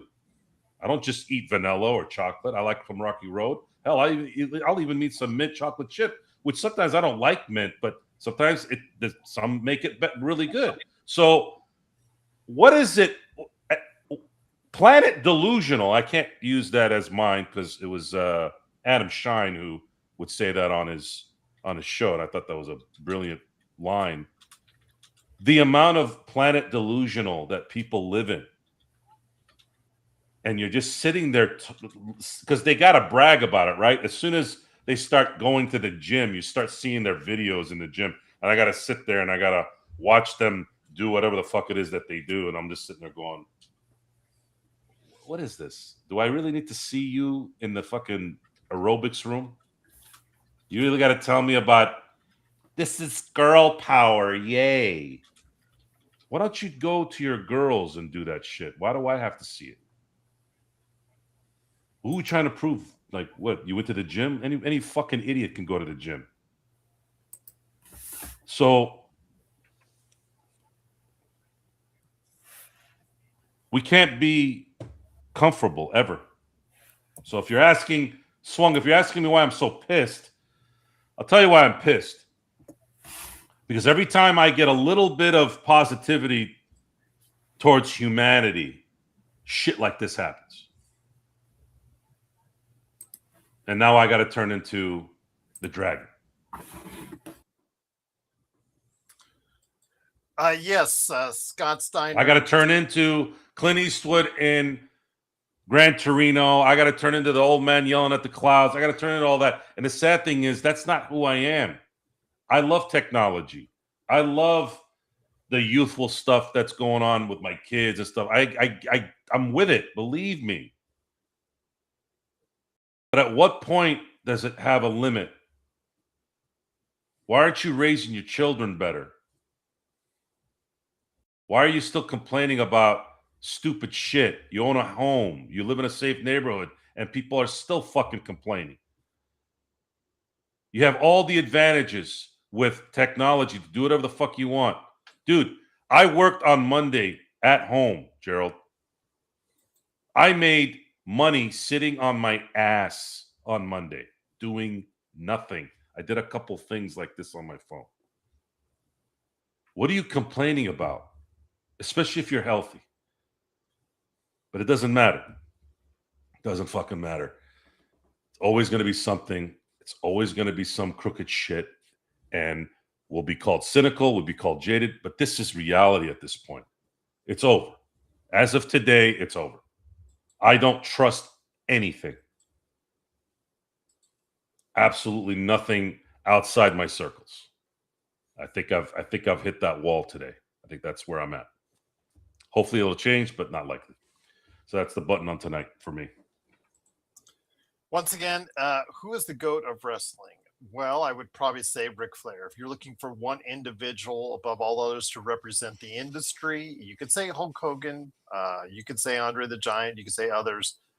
But I would say if you're looking for Wikipedia, and if you're Wikipedia and say, Gerald, who would you put to represent all aspects of wrestling? Creating a good match, creating a good promo, leading you into a feud, leading you out of feud, carrying yourself as a world champion all across the world. I would probably have to put Ric Flair. He's not my favorite, but again, I'm going by what he contributed to the business. So I put him I know Hulk Hogan is a bigger draw, etc. But I'm just saying, if you're asking for the GOAT of wrestling, I would probably, if there's anything closest to it, would probably put Ric Flair. But that's just me. But again, Stone Cold, Rock, he's not my favorite, Ric Flair is, but I'm just telling you who you said to go. The thing is, it's got to be Hulk Hogan, because no, I can't get you there. I can't give the it man, to you, Hulk the Hogan. man, The matches, man, inside the ring. I know, but the man, inside the ring, he was the man for two of the biggest phases of wrestling. He was, again, I'm talking about the whole. To pardon the Lex Luger pun, the total package, inside and outside. You don't think Bret Hart is the total package? No, I don't think he's as strong. Even on his heel promos, I think he's a good promo. I don't think he's a great promo. And whatever things you want to say about Flair and Hogan, to an extent, that they were very routine-like as far as their matches are concerned, you could say the same thing about Bret Hart as well. Because Bret Hart had his same signature moves that he would do in every. Let me ask you this question: if Owen Hart doesn't break Stone Cold's neck, it's probably Stone Cold, right? I would say Stone Cold, yeah, because Stone Cold, because his wrestling went south after that. He couldn't wrestle that's anymore. Correct. Yes, because he had to protect his neck. Yeah, absolutely. That's a bummer. But I would go there with Steve Austin, and as a draw. And as a guy who revolutionized the business and revitalized the business, absolutely, you could say it. But you just asked me about the GOAT, who is the GOAT of pro wrestling. And again, I'm basing it off of who would I best represent as a picture of a pro wrestler if you're looking up pro wrestler on Wikipedia. And I would say to a guy that maybe transcends the older stages of the pro wrestling industry and the newer stages of the pro wrestling industry, I would say that probably Ric Flair, both in and out of the ring, probably represents some of the best of both as far as it's concerned. And that's basically it. And again, he's not my favorite, but again, I just have to look at this objectively, and so I'll leave it at that. But The Rock is most famous. The Rock is most famous because of his movies, not because of his wrestling. So let's get that straight, 805. He is more famous from what he's done outside the ring than what he did. As much as great things he did inside the ring, Steve Austin did more inside the ring than The Rock, if you want to go there. And then Hulk Hogan did more than him. And you could argue Ric Flair did more than The Rock as far as he's concerned as well. Do you feel that Shawn Michaels is the greatest in-ring performer of all time? No. So why does Ric Flair say that? They are good friends. As far as someone who can sell, does a lot of things. Shawn Michaels, absolutely great in-ring performer. But again, with what you have to like his style, you have to appreciate his style as far as it's concerned, because they all have their signature moves that they do. The way that Shawn Michaels sold injuries or sold being hit or kicked or whatnot. Sometimes he would overextend himself and it look silly and look comical at times. But again, he would also do major flips and bust his butt to go ahead as far as to create good matches as well. So he is an absolutely top tier, all time great in-ring performer. But would I put him as my favorite in-ring performer to watch? No, I would not. But then again, he is one of the all-time greatest in-ring performers as well. I'm not going to give him any slack off that. So you feel Bret Hart is, though? I think Bret Hart's a great in-ring performer. But again, each and every one of them, Joe, if you watched like matches of them, when he's going to go ahead and run into the ropes and grab the ropes and hit it with his chest to look like he's just injured himself. He does that move every time. When he's going to do the fist drop as far as that's good. Like with Ric Flair, when he's going to do the flip into the top rope when he jumps. All these guys have these routines. Shawn Michaels as well. that if you watch them so many times, you're going to get tired of it as a viewer. But again, I can only go by what I saw the fan reaction was in the 80s and 90s to these performances. And Ric Flair, however rudimentary you might feel that his performance is, the man went 45 to 60 minutes, night in, Joe, night out. While Hogan's deal was done in 10 to 15 minutes, Ric Flair was still, in many cases, Joe, going 20, 30, 40 minutes longer on a nightly basis, 300 plus nights a year as NWA World Champion, WCW World Champion. Again, and you have to give him credit for creating matches all around the world that allowed people to go. And remember, he had the disadvantage of not being supported in the way Hulk Hogan was supported by the WWF.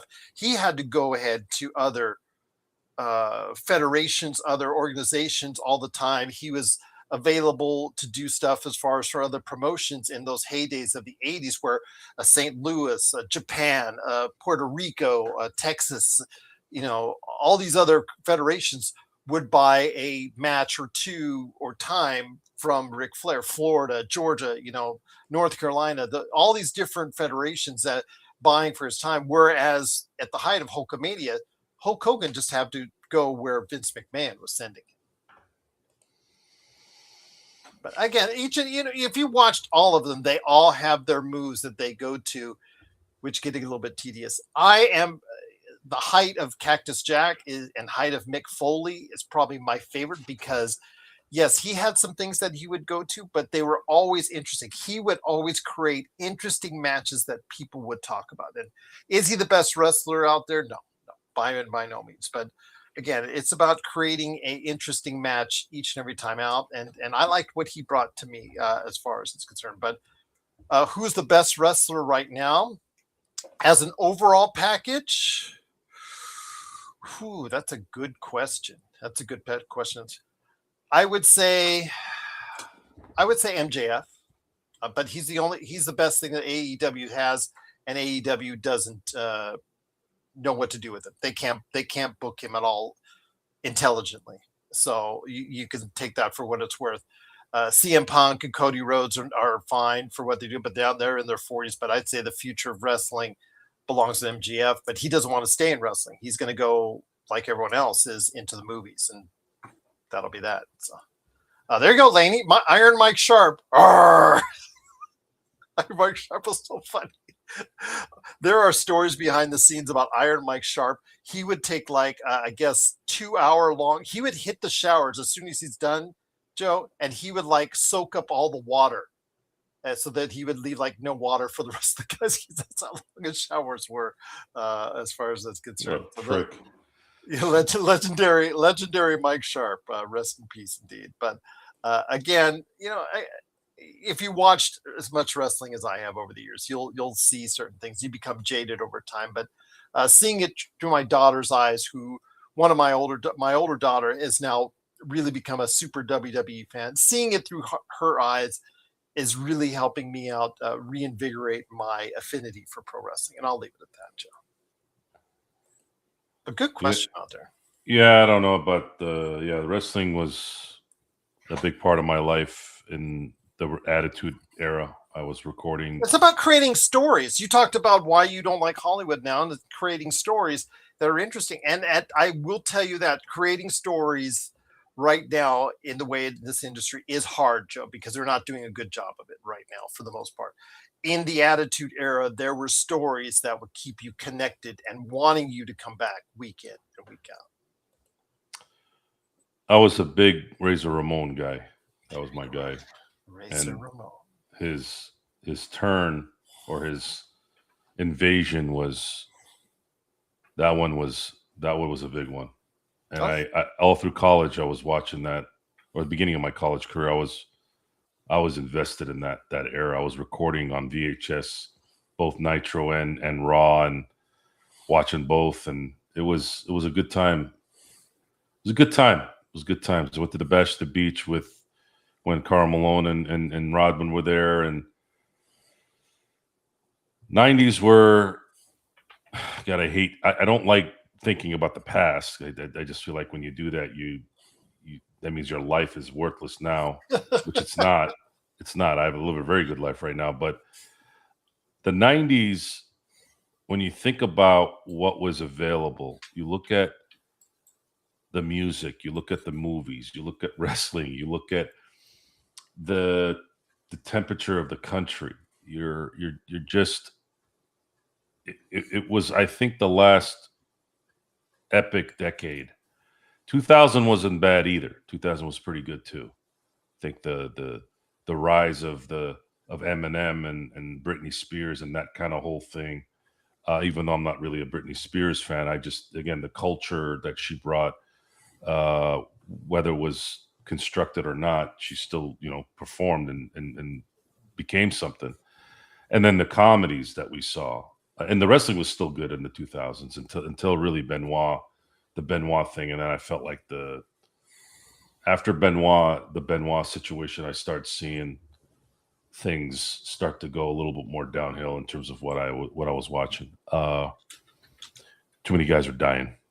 Late 90s or early 2000s. Too many. When Rick Rude and Kurt Hennig were dying, I was like, what's going on here? Like Road Warrior Hawk, yeah, just Road Warrior Hawk. I understood because he was doing a lot of drugs, but I didn't know Kurt Hennig. Kurt Hennig was always, like, I always heard about how awesome he was. I knew Rick Rude was a tough guy. That was what I knew behind the scenes. I was still surprised because Rick Rude looked like a god, and now he's dead, right? Like 39 years old. He didn't even make it to 40. Kurt Hennig dying, I was like, what? Why? Like, and you find out why he died. I'm like, really? Kurt Hennig was like that? Yeah, it was. Then the Benoit thing, and then of course before then, Guerrero was dying, and people got their necks broken. Like it was starting to become more depressing because I equate wrestlers who died as a little bit of my childhood going away. I mean, it was an integral part of my life. So I wasn't as invested in wrestling like I was in the 90s, in the 80s, but I was a kid who watched a lot, but I didn't have control as much then because watching things were different when you're a kid. You didn't have the direct TVs. You didn't have the phones to watch things. So it was all wrestling magazines at the bookstore and the occasional Saturday Night Live show or, Saturday morning wrestling with Mean Gene Okerlund introducing that week's show and whatever. And then once in a great while, we would get the pay-per-view. My dad started getting the black boxes in the 90s, so I started being able to watch all the pay-per-views. Those were events in itself. It was great. Best wrestling I ever saw. I know that he deserves it. Ultimate Warrior, was a dirtbag. I know he's dead now, but he was a dirtbag in his time there. But I watched WrestleMania 6 a few months back, and I'm like, man, he didn't do too bad in that match. I think the other match that he did really well in was the one with Rude. Can't remember which one it was. And I'm watching him, and he puts Rude in the gorilla press and then goes to the ropes and does his drop. And I'm like, look, man, I know that guy couldn't wrestle, but damn, man. When they want to put the work in, he had the talent. He had something. There's no way the Ultimate Warrior didn't have something. He had it. He had it. He just was a dick, and it made it worse. And his wrestling wasn't really wrestling, but man, he had it. He had the ability to get the pop, right? And when you're a kid, you don't look at stuff like that. You just don't. You just focus on the music. You focus on the amazing strength, and those are you get older and you start remembering those things, and you remember the feelings you had at that time, and that's what makes it endearing. That's what we mean by we're losing a little bit of our childhood. Hogan dying really was weird.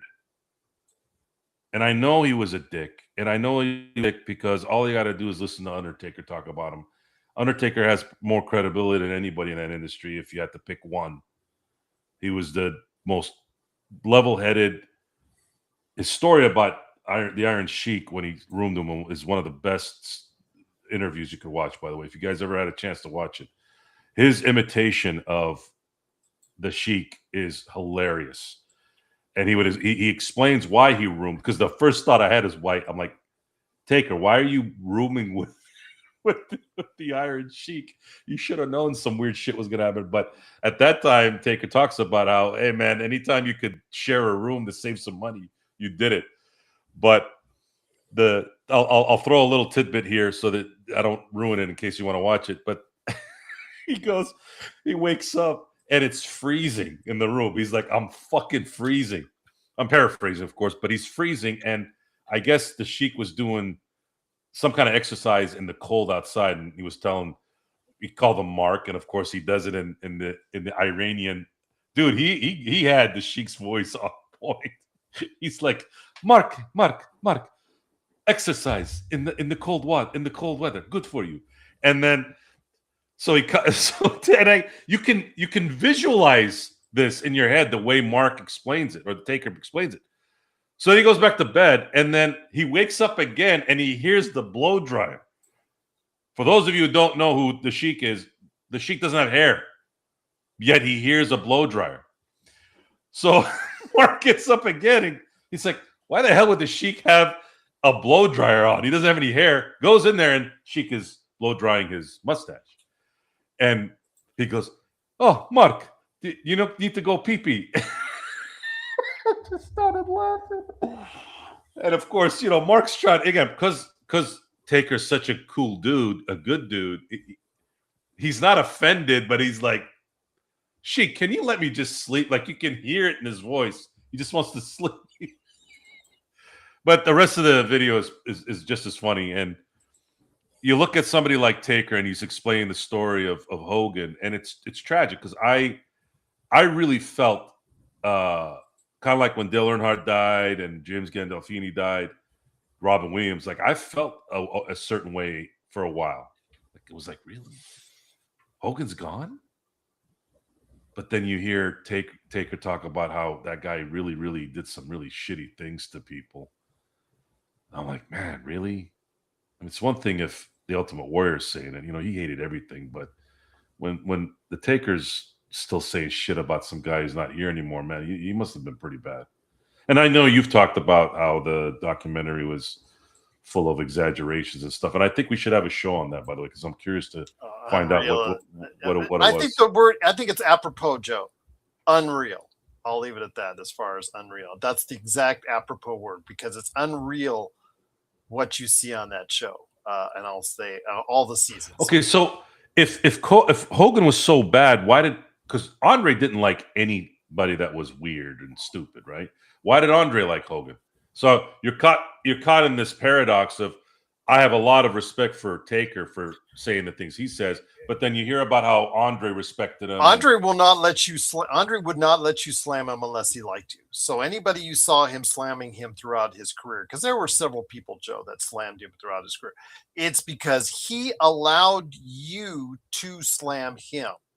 And again, he's a good-natured guy. Again, from all the reports I got and all the stories and all the stuff that I've heard, interviews and whatnot, and people I actually talked to in behind the scenes and whatnot, when I used to interview people in wrestling industry that that had knowledge of him as well.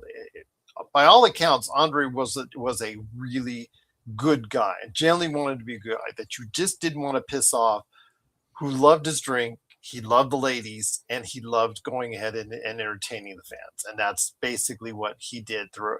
Because remember, he was just one of the highest bidded contractors throughout the world. Again, like I talked about Flair as the NWA champion, as a touring champion through all those federations. Andre the Giant didn't need a belt. He had in the 80s, before he just stick strictly with Japan and WWE, he was a guy that was going out for the highest bidder to any promoter to go ahead and appear on their card throughout the entire world. I remember my first images of pro wrestling is Andre the Giant at the LA Olympic Auditorium, winning a battle, I think it was a battle royal, if I remember correctly. That's the first image I have, is seeing him in that ring. So with that said, again, he, from all accounts, he was a great natured guy who you just didn't want to cross, because once you cross that line, yeah, of course, how strong, how big, and how huge he is. He could go ahead and do some terrible things after that. You get caught in that. I don't know. You get caught in that world of they're trying to stay on top, and they'll do anything to stay on top because they want to make that money. Oh yeah, it's all political, my friend. Yeah, behind the scenes, you want to always keep your spot. Even to this day, Joe, it's always about keeping your tops. If you're on the top, you want to keep your spot and do anything you want to get it because that's where the money is. Yeah, we'll definitely have to talk about that one. I'm interested in finding out. But that Hulk Hogan documentary is so full of fallacies. It's crazy. Again, anything. And Hulk Hogan is like was the worst person in the last 20 years of his career to talk to about Hulk Hogan. He would tell you some wild stories, absolutely wild stories that from firsthand accounts and detailed journalism from those times that were not true. But again, he was exaggerating right and left. But again, that's part of the mystique of Hulk Hogan over the years, or all the stuff he did wrong. And yes, he did a lot of stuff wrong and said a lot of stuff wrong, did a lot of things wrong in the latter part of his life. But no one can take away the impact on the industry that he has. Absolutely no one, as far as the impact on it. So, and I'll leave it with that. Yeah, unexpected wrestling talk. I know that some of the guys on Lakerholics love that part, and as far as had some extra drinks because of it. But it is, of course, the Lakers Fast Break. I will see if the Lakerholics do want to go ahead on with a show this weekend. I'm assuming because the excitement of the sale, they want to. I know that some of you guys in the morning show wanted to hear what Tom had to say because Laker Tom, if you remember, on that on the Lakerholics show, what about 6, 7, 8 months ago, he said that he had started an email friendship or some type of texting back and forth friendship with Mark Walters. So I want to see what he has to say about it. So it'd be interesting to see. So I will try to see if the Lakerholics can stop by on Saturday so we can go ahead and check it out, Dave. But Joe, any last thoughts before we head on out? Well, it's good that we kind of ended the show on something a little bit more positive. A little lighter. Yeah, a little bit lighter. Absolutely.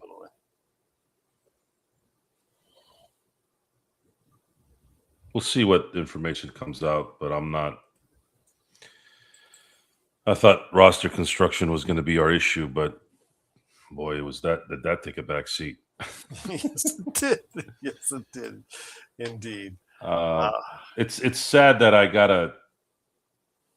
It is sad when you have to have disdain to people that you've never met. I always go back and forth in my own head on why do I do that? Why do I judge so quickly? Well, it's usually because I sense it. I'm observant like that. And it doesn't help when you see guys like Magic Johnson and all these fake comments. It's exhausting. It really is exhausting listening to fake shit. It's all the time now.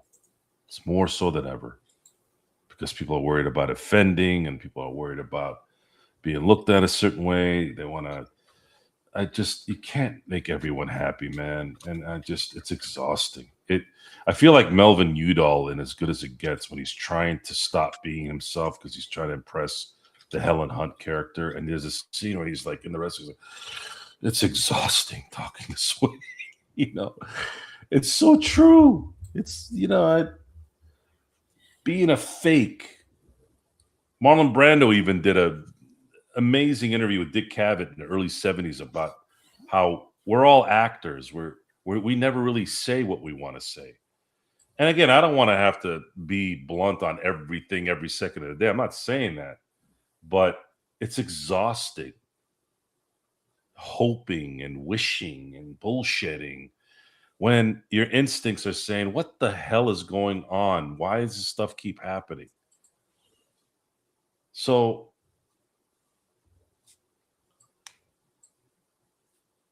just disappointed at the fact that these people cannot operate in doesn't look like any of these guys operate with any ethics in any way. If it's a competition thing and you want to beat the opponent, that's fine, but none of this. It's just everything is some kind of crooked bullshit, and it's at our expense. It's always at the people who cares expense. These guys don't. Bob Iger doesn't give two shits about the Lakers. Kushner doesn't give a fuck about the Lakers. Jeannie cared about the Lakers. The problem is she wasn't capable of running things in 2026 anymore. And she didn't have the right people around her to do it. And she was never her dad. Her dad was a genius. He was the perfect genius. A guy who wanted to win, who cared about people, and was able to understand what needed to get done. And that's just, those guys are few and far between, man. We're never going to see that again, unfortunately. Well, again, for Joe Sorrell, for the Joe Sorrell experiment, it's me, Gerald Glassford. I want to thank you so much for listening. Make sure before you head on out, please like and subscribe. It really helps us here at the channel. I know that some people after a while they unsubscribe when on our off season, then they come back, and then they subscribe, they come back in. Stay subscribed. You get a lot of good stuff over the course of the summer, including a sale here and there of the Lakers and a whole much more. So please go ahead and support us by liking and subscribing indeed. So for Joe Sorrell, this is Gerald Glassford. I want to thank you so much for watching, listening. Once again, the Lakers have been sold $12.5 billion to a group headed by Josh Kushner and Bob Iger. Bob Iger and Josh Kushner. Please go ahead and continue watching and supporting us, because we'll continue to provide coverage and our thoughts on the new ownership and where it will go from here. So again, thanks so much again for watching, listening. We'll be back hopefully with the Lakerholics on the weekend. Otherwise, maybe Sunday night for us. We'll see what happens. But any news comes around on the Lakers, we got you covered. Always right here at the Lakers Fast Break Podcast.